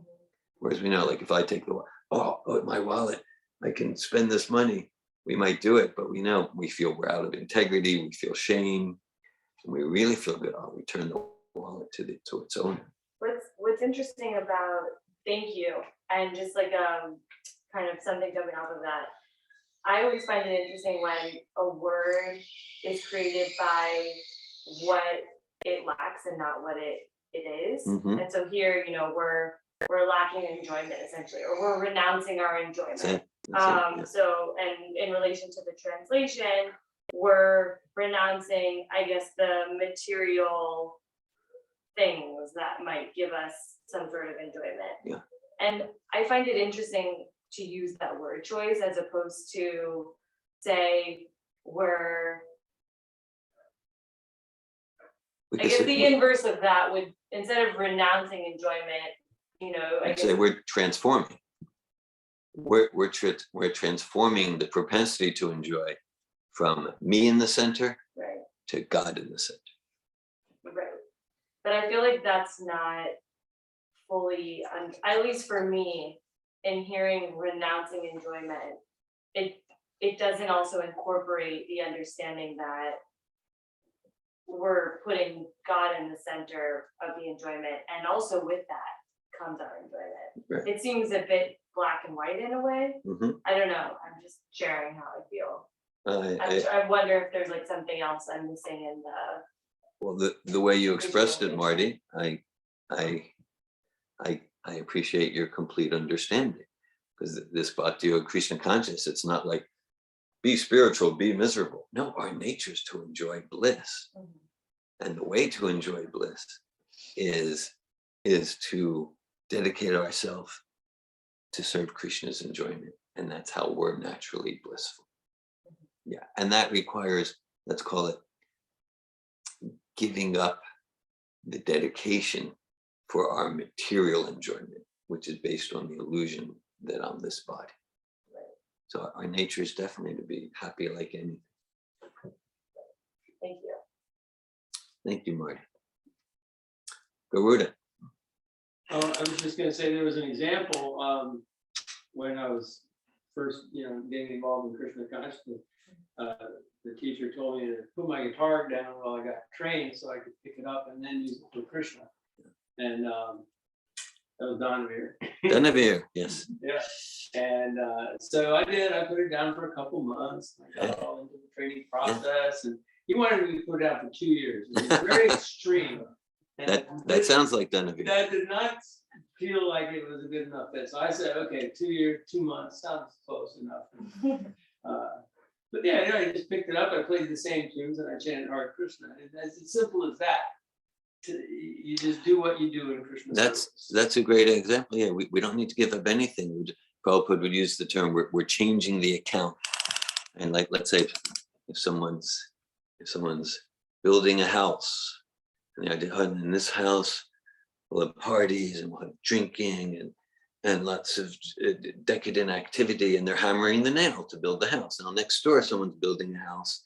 In this house, I'll raise my family. We'll have kirtan for Krishna, and we'll have prasadam. We'll have prasadam parties, and we'll have Bhagavad Gita discussion. So someone could look at, well, they're both hammering in a nail. Same thing. No, one is entangling himself deeper into the net of material misery and lack of peace, and the other, it's the same hammering, but the other is entering more and more into blissful eternal pastime in service to God. It's the same hammering. Spiritual life means you stop hammering the nail. No, it means we're transforming the consciousness. I appreciate so much your example, Guru. I'll share a personal example that you might say, when I first came to Krishna consciousness, even before I was, and I'm not saying I'm serious now, but at any seriousness, I wasn't following anything, but I came for the prasadam. It was State College, Pennsylvania. And this was 1980. And I and there was like great food. The food was the thing for me. And like, I would even try to arrange to arrive when the feast was being served, and, and wasn't even there, missed the kirtan in the class, whatever. But so sometimes we would get there for the kirtan was also fun. And the center was directed by Stambadas Prabhu, who now resides in High Springs. Steve McLean. Steve McLean is his name.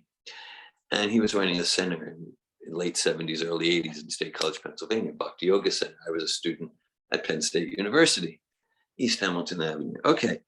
So I remember, and I hadn't read the books. I didn't understand anything about this. I know I liked the food. But I remember, so there was one guy, he was named Steve Cockersberger. And he was the guitarist in a Grateful Dead band at the time. He was like the Jerry Garcia of the Grateful Dead imitation band. And they would play. And he was a bhakta. He was helping Stumba, and he would help serve out. He did a lot of service. And during the kirtans, he would play guitar. And he was very good. And Stumba would encourage him. He would play guitar. I remember, I'd gone for a few months. Maybe I'd been to already, like 15 programs, so much prasad. And then once someone else came, and this was the leader of another band in town, another local band in town. And he came and he took out his guitar and he played. He was also a good guitar player, he's the leader of a band. And he started playing. And then after just like 2 or 3 minutes, Stamba kind of politely says, turn it off, stop. And I could say, even though I didn't know the philosophy at that time, but I knew what was happening. It wasn't that he was a bad guitar player, but I could see that with Steve Cockersberger, he was serving the kirtan. He was serving the divine names. This other guy, there was a clear energy. Look at me, I have this fancy riff. It was more like about look at me. So Stama just, no. So it was like guitar playing in kirtan, but one was about the false ego. The other was about serving Krishna. Thanks for that example.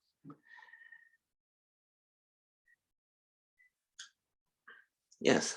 When I first started taking Krishna consciousness, one of the things that I really struggled with was the kind of fear and like shame and guilt separating me from being closer to Krishna and feeling him in my heart as my friend, and trying to conform and change myself to be, to renounce material life and really just battling my ego a lot, and I discovered that, we each have we're each very unique and we have our individual relationship with Krishna.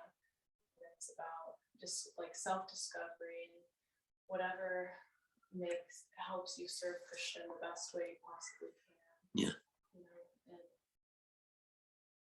just being able to quiet your mind enough to feel and listen to what Krishna wants from you in your heart. You know, I have a problem with overthinking and overcomplicating. It's really common in this age, you know, and all of the stress that, you know, goes with, you know, technology. Everyone's just kind of stressed out these days. Yeah, that's the energy. It's the energy. It's the spirit of the age to take us away from spirit. So just trying to heal and calm my mind helps me feel closer to Krishna. Thank you. I appreciate your sharing. Would you like to say your name? Madeline. Madeline, thanks for sharing. Yeah, I appreciate very much what you express and what I'm understanding, Madeline. I'm reminded of a text in the 18th chapter Bhagavad Gita. Krishna says to Arjuna, Machita sarvadargini, mat prasada tarishasya tacha tramahankram, vinoshasi, nashoshasi, vinangshasi. So he says to Arjuna, he says, like, if you're listening to all that static, and 5,000 years later, it's a lot easier to get lost in static. The static of the mind, the false ego, then you'll be hopelessly drowning in this whirlpool of material existence. And Krishna says, and if you're able to connect with that quiet place within, connection with super soul within, it says, okay, then you easily cross over the tumultuous ocean of material existence, connecting with. And we have one thing we do, we have a school of coaching. We have courses and we teach coaching. And we emphasize so many methods and techniques of coaching. And we emphasize the purpose of all of them, the purpose of all the methods, techniques, is to support a person, starting with ourselves, to connect with that highest guidance within. And that requires supporting ourselves and others to be able to make fine distinctions. What is the static of my mind? What's the arrogance of my ego? And what's truly that higher guidance within? And connected there, then that's a peace, that's a joy, that's untouchable. Thanks for sharing, Madam.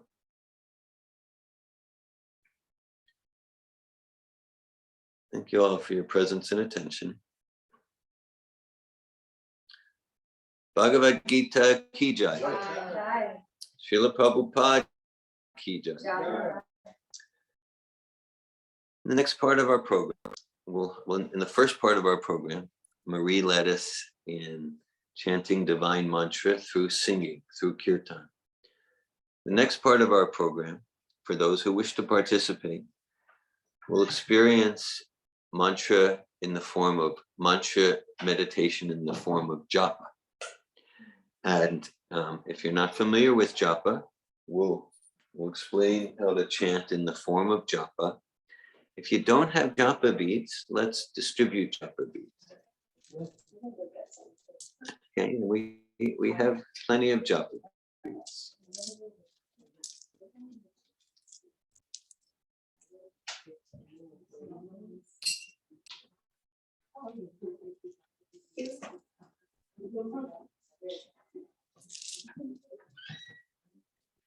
I'll take one too. I'll take one. So thank you. It's all tied together. I'll just use mine. Too hard. I'm good. Okay.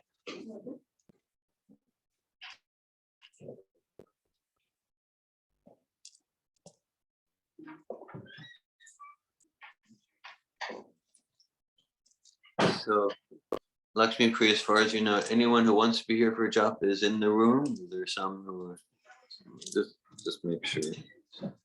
So to chant japa, the basic, it's generally recommended, this is not absolute, it's generally recommended to use right hand, thumb and middle finger. Great. Thumb and middle finger. And with right hand, thumb and middle finger, holding the bead next to the large bead. By large bead, I mean the bead with the tassel. Holding the bead next to the large bead, we chant one Maha Mantra. The words are up there if you're not familiar. Hare Krishna, Krishna Krishna, Hare Hare, Hare Rama, Rama Rama, Hare Hare. Then to move to the second bead, away from the large bead, and again chant one mantra. Hare Krishna, Krishna Krishna, Hare Hare, Hare Rama, Rama Rama, Hare Hare. Then to move to the third bead, away from the large bead, one mantra.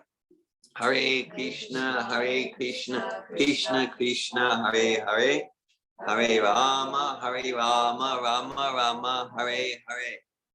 In this way, to chant one round of Hare Krishna Maha Mantra Japa, we chant one mantra on each bead, not including the bead with the tassel. There's 108 beads. So again, for those who would like to participate, we'll chant one round, 108 mantras in unison. We'll start with the first bead next to the large bead. And it's a meditation process. It's not meditation on silence. It's not meditation on the flame of a candle. It's not meditation on breath. Breath is included. It's meditation on transcendental sound vibration. So the basic process is do our best to hear and place our consciousness on the sound of each word of the mantra and be with our experience. If our mind wanders, notice that and bring our power of hearing back to the sound of the mantra and be with our experience. I'll mention it's generally recommended to try to not let the beads touch our feet or the ground. Okay, so let's chant one round together, starting with the first bead next to the bead with the tassel, and be with our experience. Let's begin.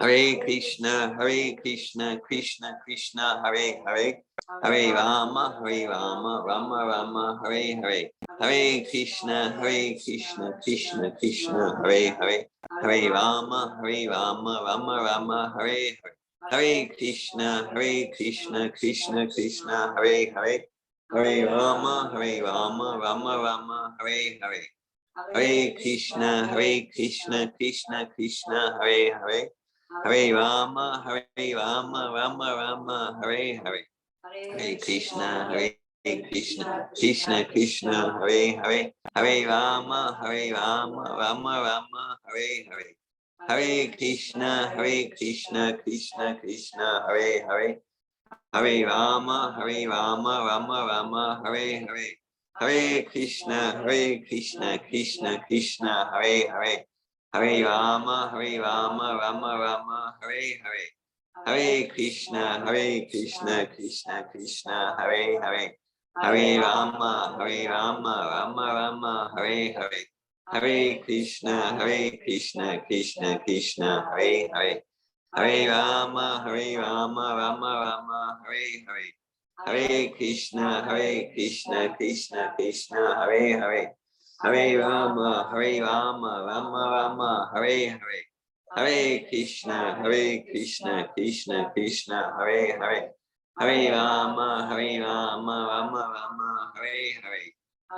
Hare Hare, Hare Krishna, Krishna, Hare Hare, Hare Rama, Rama Rama, Hare Hare, Hare Krishna, Krishna, Hare Hare, Hare Rama, Rama Rama, Hare Hare, Hare Krishna, Krishna, Hare Hare, Hare Rama, Rama Rama, Hare Hare, Hare Krishna, Krishna, Hare Hare, Hare Rama, Rama Rama, Hare Hare, Hare Krishna, Krishna, Hare Hare, Hare Rama, Rama Rama, Hare Hare, Hare Krishna, Krishna, Hare Hare, Hare Rama, Rama Rama, Hare Hare, Hare Krishna, Krishna, Hare Hare, Hare Rama, Rama Rama, Hare Hare Krishna, Krishna Krishna, Hare Hare. Hare Rama, Rama Rama, Hare Hare. Hare Krishna, Krishna Krishna, Hare Hare.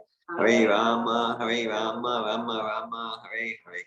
Hare Krishna, Krishna Krishna, Hare Hare. Hare Rama, Rama Rama, Hare Hare. Hare Krishna, Krishna Krishna, Hare Hare. Hare Rama, Rama Rama, Hare Hare. Hare Krishna, Krishna Krishna, Hare Hare. Hare Rama, Rama Rama, Hare Hare. Hare Krishna, Krishna Krishna, Hare Hare. Hare Rama, Rama Rama, Hare Hare. Hare Krishna, Krishna Krishna, Hare Hare. Hare Rama, Rama Rama, Hare Hare. Hare Krishna, Krishna Krishna, Hare Hare. Hare Rama, Rama Rama, Hare Hare. Hare Krishna, Krishna Krishna, Hare Hare. Hare Rama, Rama Rama, Hare Hare. Hare Krishna, Krishna Krishna, Hare Hare. Hare Rama, Rama Rama, Hare Hare. Hare Krishna, Krishna Krishna, Hare Hare. Hare Rama, Rama Rama, Hare Hare. Hare Krishna, Krishna Krishna, Hare Hare. Hare Rama, Rama Rama, Hare Hare. Hare Krishna, Krishna Krishna, Hare Hare. Hare Rama, Rama Rama, Hare Hare. Hare Krishna, Krishna Krishna, Hare Hare. Hare Rama, Rama Rama, Hare Hare. Hare Krishna, Krishna Krishna, Hare Hare. Hare Rama, Rama Rama, Hare Hare. Hare Krishna, Krishna Krishna, Hare Hare. Hare Rama, Rama Rama, Hare Hare. Hare Krishna, Krishna Krishna, Hare Hare. Hare Rama, Rama Rama, Hare Hare. Hare Krishna, Krishna Krishna, Hare Hare. Hare Rama, Rama Rama, Hare Hare. Hare Krishna, Krishna Krishna, Hare Hare. Hare Rama, Rama Rama, Hare Hare. Hare Krishna, Krishna Krishna, Hare Hare. Hare Rama, Rama Rama, Hare Hare. Hare Krishna, Krishna Krishna, Hare Hare. Hare Rama, Rama Rama, Hare Hare. Hare Krishna, Krishna Krishna, Hare Hare. Hare Rama, Rama Rama, Hare Hare. Hare Krishna, Krishna Krishna, Hare Hare. Hare Rama, Rama Rama, Hare Hare. Hare Krishna, Krishna Krishna, Hare Hare. Hare Rama, Rama Rama, Hare Hare. Hare Krishna, Krishna Krishna, Hare Hare. Hare Rama, Rama Rama, Hare Hare. Hare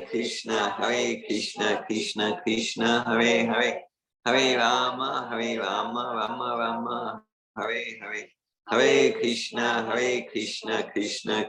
Krishna Krishna, Hare Hare. Hare Rama, Rama Rama, Hare Hare. Hare Krishna, Krishna Krishna, Hare Hare. Hare Rama, Rama Rama, Hare Hare. Hare Krishna, Krishna Krishna, Hare Hare. Hare Rama, Rama Rama, Hare Hare. Hare Krishna, Krishna Krishna, Hare Hare. Hare Rama, Rama Rama, Hare Hare. Hare Krishna, Krishna Krishna, Hare Hare. Hare Rama, Rama Rama, Hare Hare. Hare Krishna, Krishna Krishna, Hare Hare. Hare Rama, Rama Rama, Hare Hare. Hare Krishna, Krishna Krishna, Hare Hare. Hare Rama, Rama Rama, Hare Hare. Hare Krishna, Krishna Krishna, Hare Hare. Hare Rama, Rama Rama, Hare Hare. Hare Krishna, Krishna Krishna, Hare Hare. Hare Rama, Rama Rama, Hare Hare. Hare Krishna, Krishna Krishna, Hare Hare. Hare Rama, Rama Rama, Hare Hare. Hare Krishna, Krishna Krishna, Hare Hare. Hare Rama, Rama Rama, Hare Hare. Hare Krishna, Krishna Krishna, Hare Hare. Hare Rama, Rama Rama, Hare Hare. Hare Krishna, Krishna Krishna, Hare Hare. Hare Rama, Rama Rama, Hare Hare. Hare Krishna, Krishna Krishna, Hare Hare. Hare Rama, Rama Rama, Hare Hare. Hare Krishna, Krishna Krishna, Hare Hare. Hare Rama, Rama Rama, Hare Hare. Hare Krishna, Krishna Krishna, Hare Hare. Hare Rama, Rama Rama, Hare Hare. Hare Krishna, Krishna Krishna, Hare Hare. Hare Rama, Rama Rama, Hare Hare. Hare Krishna, Krishna Krishna, Hare Hare.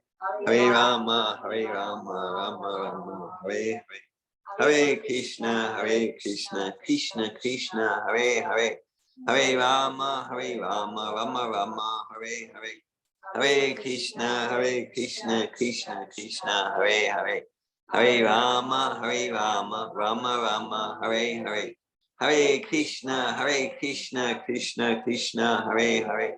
Hare Rama, Rama Rama, Hare Hare. Hare Krishna, Krishna Krishna, Hare Hare. Hare Rama, Rama Rama, Hare Hare. Hare Krishna, Krishna Krishna, Hare Hare.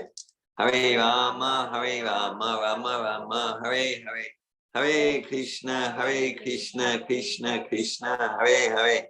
Hare Rama, Rama Rama, Hare Hare.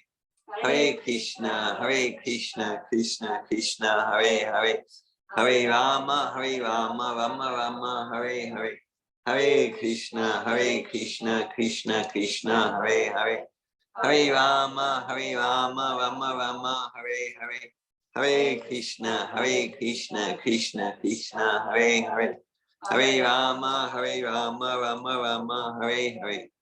Hare Krishna, Krishna Krishna, Hare Hare. Hare Rama, Rama Rama, Hare Hare. Hare Krishna, Krishna Krishna, Hare Hare.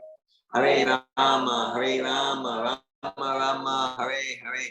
Hare Krishna, Krishna Krishna, Hare Hare. Hare Rama, Rama Rama, Hare Hare. Hare Krishna, Krishna Krishna, Hare Hare. Hare Rama, Rama Rama, Hare Hare. Hare Krishna, Krishna Hare Hare. Hare Rama, Rama Rama, Hare Hare. Hare Krishna, Krishna Hare Hare. Hare Rama, Rama Rama, Hare Hare. Hare Krishna, Krishna Hare Hare. Hare Rama, Rama Rama, Hare Hare. Hare Krishna, Krishna Hare Hare.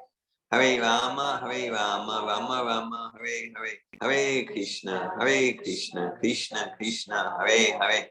Hare Rama, Rama Rama, Hare Hare.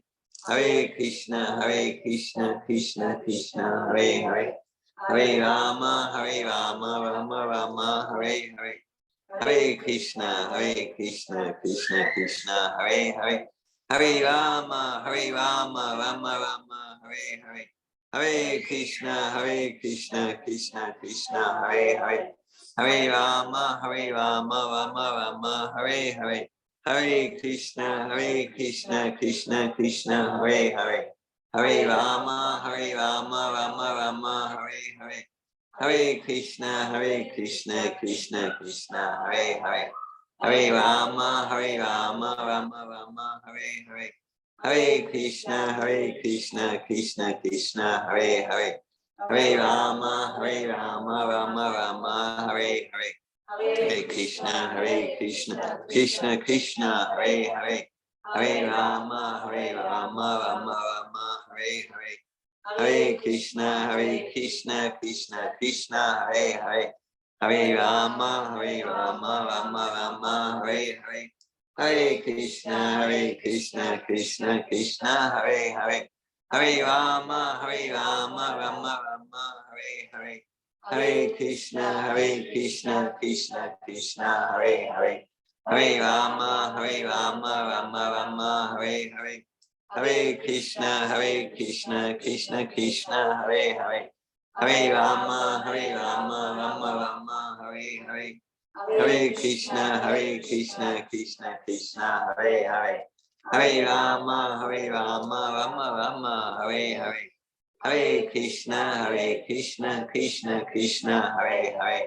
Hare Rama, Rama Rama, Hare Hare. Hare Krishna, Krishna, Hare Hare. Hare Rama, Rama Rama, Hare Hare. Hare Krishna, Krishna, Hare Hare. Hare Rama, Rama Rama, Hare Hare. Hare Krishna, Krishna, Hare Hare. Hare Rama, Rama Rama, Hare Hare. Hare Krishna, Krishna, Hare Hare. Hare Rama, Rama Rama, Hare Hare. Hare Krishna, Krishna, Hare Hare. Hare Rama, Rama Rama, Hare Hare. Hare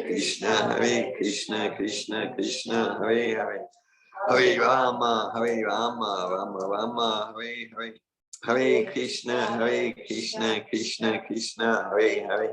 Hare Rama, Rama Rama, Hare Hare. Hare Krishna, Krishna, Hare Hare. Hare Rama, Rama Rama, Hare Hare. Hare Krishna, Krishna, Hare Hare. Hare Rama, Rama Rama, Hare Hare. Hare Krishna, Krishna, Hare Hare. Hare Rama, Rama Rama, Hare Hare. Hare Krishna, Krishna, Hare Hare. Hare Rama,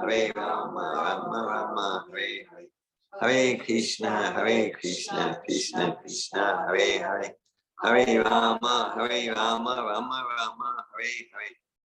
Rama, Hare Hare. Hare Krishna, Krishna, Hare Hare. Hare Rama, Rama Rama, Hare Hare. Hare Krishna, Krishna, Hare Hare. Hare Rama, Rama Rama, Hare Hare. Hare Krishna, Krishna, Hare Hare. Hare Rama, Rama Rama, Hare Hare.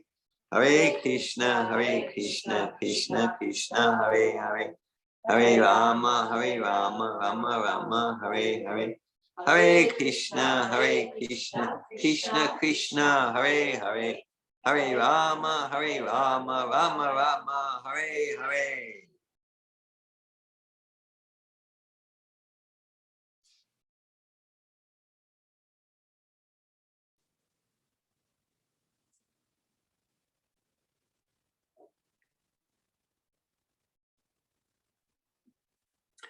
Thank you for chanting Hare Krishna.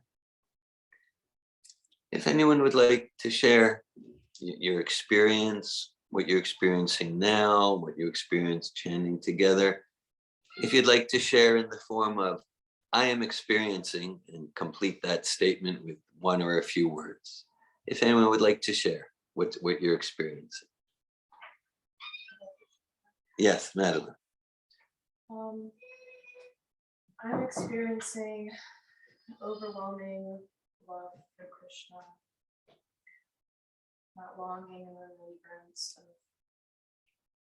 being close to Krishna, just wanting to serve God the best way I can.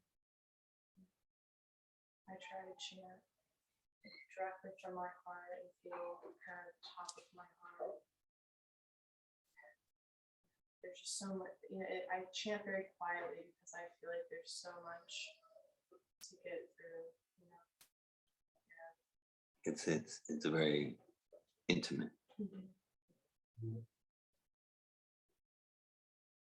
Thanks for sharing, Madam. Thank you. Thanks for sharing. Anyone else like to share? And share. Yeah, Rachel. I found I'm experiencing more of a grounded presence, more calm state of mind, and more like easeful, being more at ease. Grounded presence, calm state of mind, and experiencing being at ease, accepting, not resistance, not disturbed by static, at ease. Thanks for sharing, Rachel. Marty. I'm experiencing, this is my second time chanting one round. And I'm experiencing a similar sense of kind of just this inner vibration throughout my whole body. Yes. Which I don't want to say is distracting. It's a positive distraction in a way. It's like Yes. a very much a channel of, I don't know, spirit, and also feeling very grounded, and I'm just trying to sit with this vibration I feel and kind of ecstasy, and I'm not really sure how else to describe it just yet. And yeah, I hear what you're experiencing, inner vibration. It's not disturbing. It's just like inner vibrations, like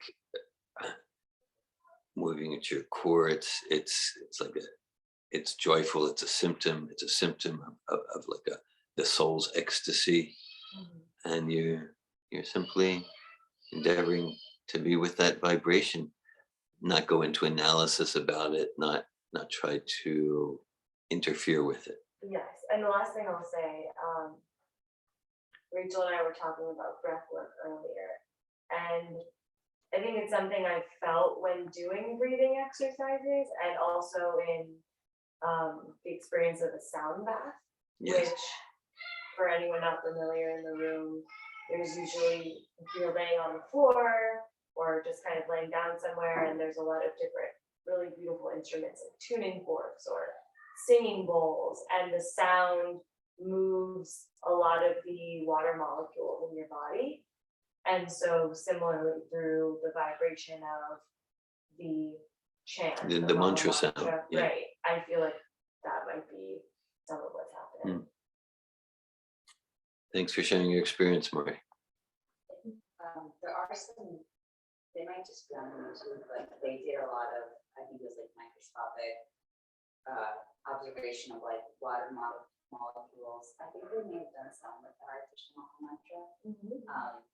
So if you search around, you might see something that's kind of contributing to it. Like water molecules and artificial. Well, and just the way that like okay. water molecules react to different mantras. Cool. Yeah, I Okay. think there may have been a Hare Krishna on there, but it was a while ago. So, but if you search around for it, there may be some.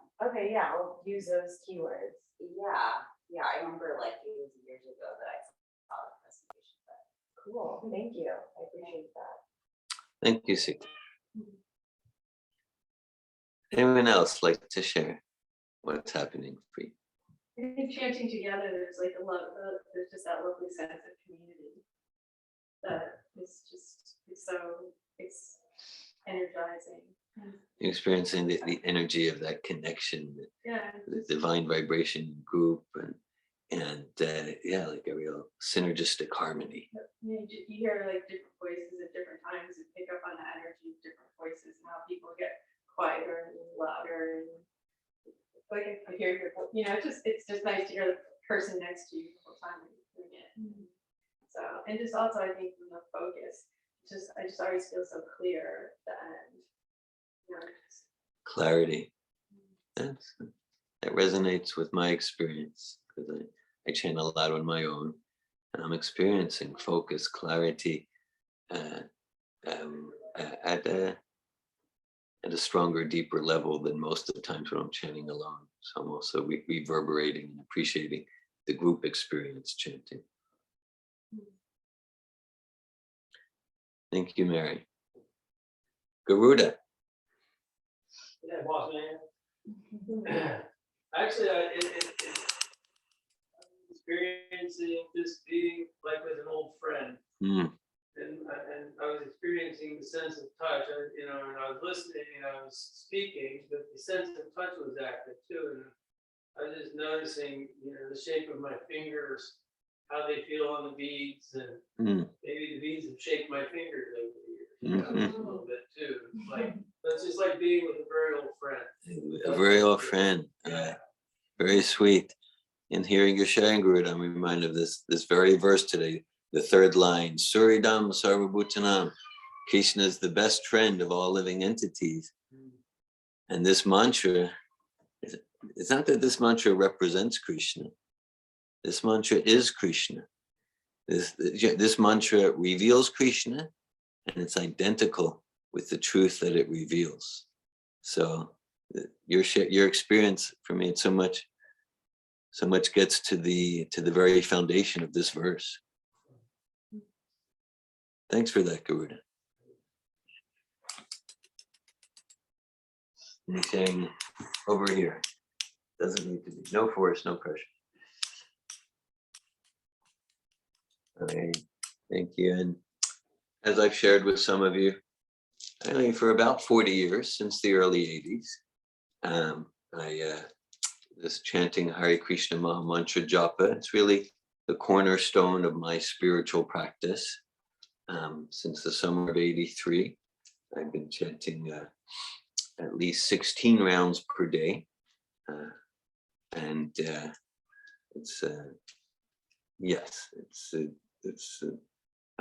look forward to all parts of my day, practically every day. I love my life, and the part of each day I'm most eager for is time with my old friend, chanting this mantra.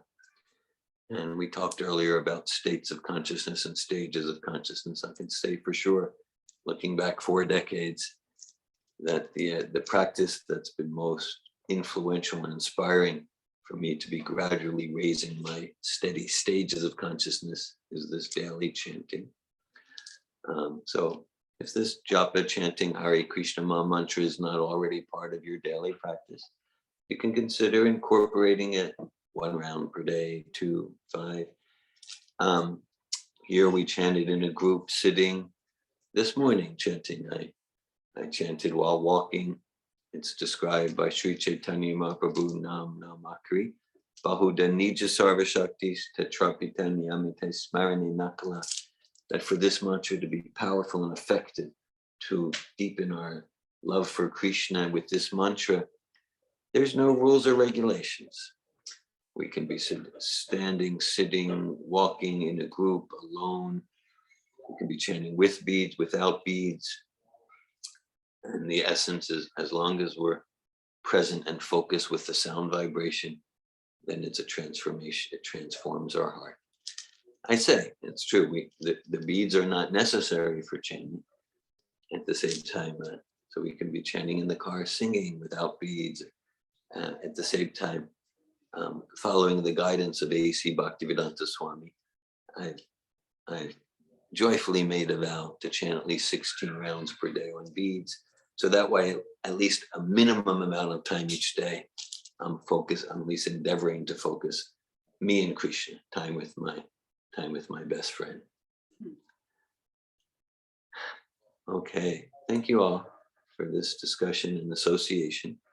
In the next part of our program, we'll have more kirtan, and then Leah, Lakshmi Priya, she along with helpers have prepared a vegetarian feast. So for the kirtan, I think we do it outside. There's it. Okay, let's go outside. David, I have a question. I'm gonna drive now to the airport and then come back. Oh, great.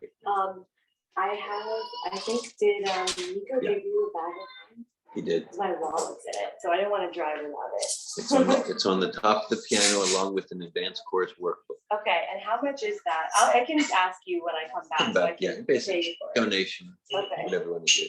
Okay. Maybe $10, $20. Whether if it's cash or Yeah. Venmo or, okay, Uh, okay. I can ask you about it when I come Sure, back. sure. Okay, Good. See you soon. yeah, see you soon.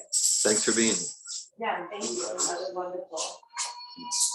So, nice to meet you. My name is Mark, I'm the advanced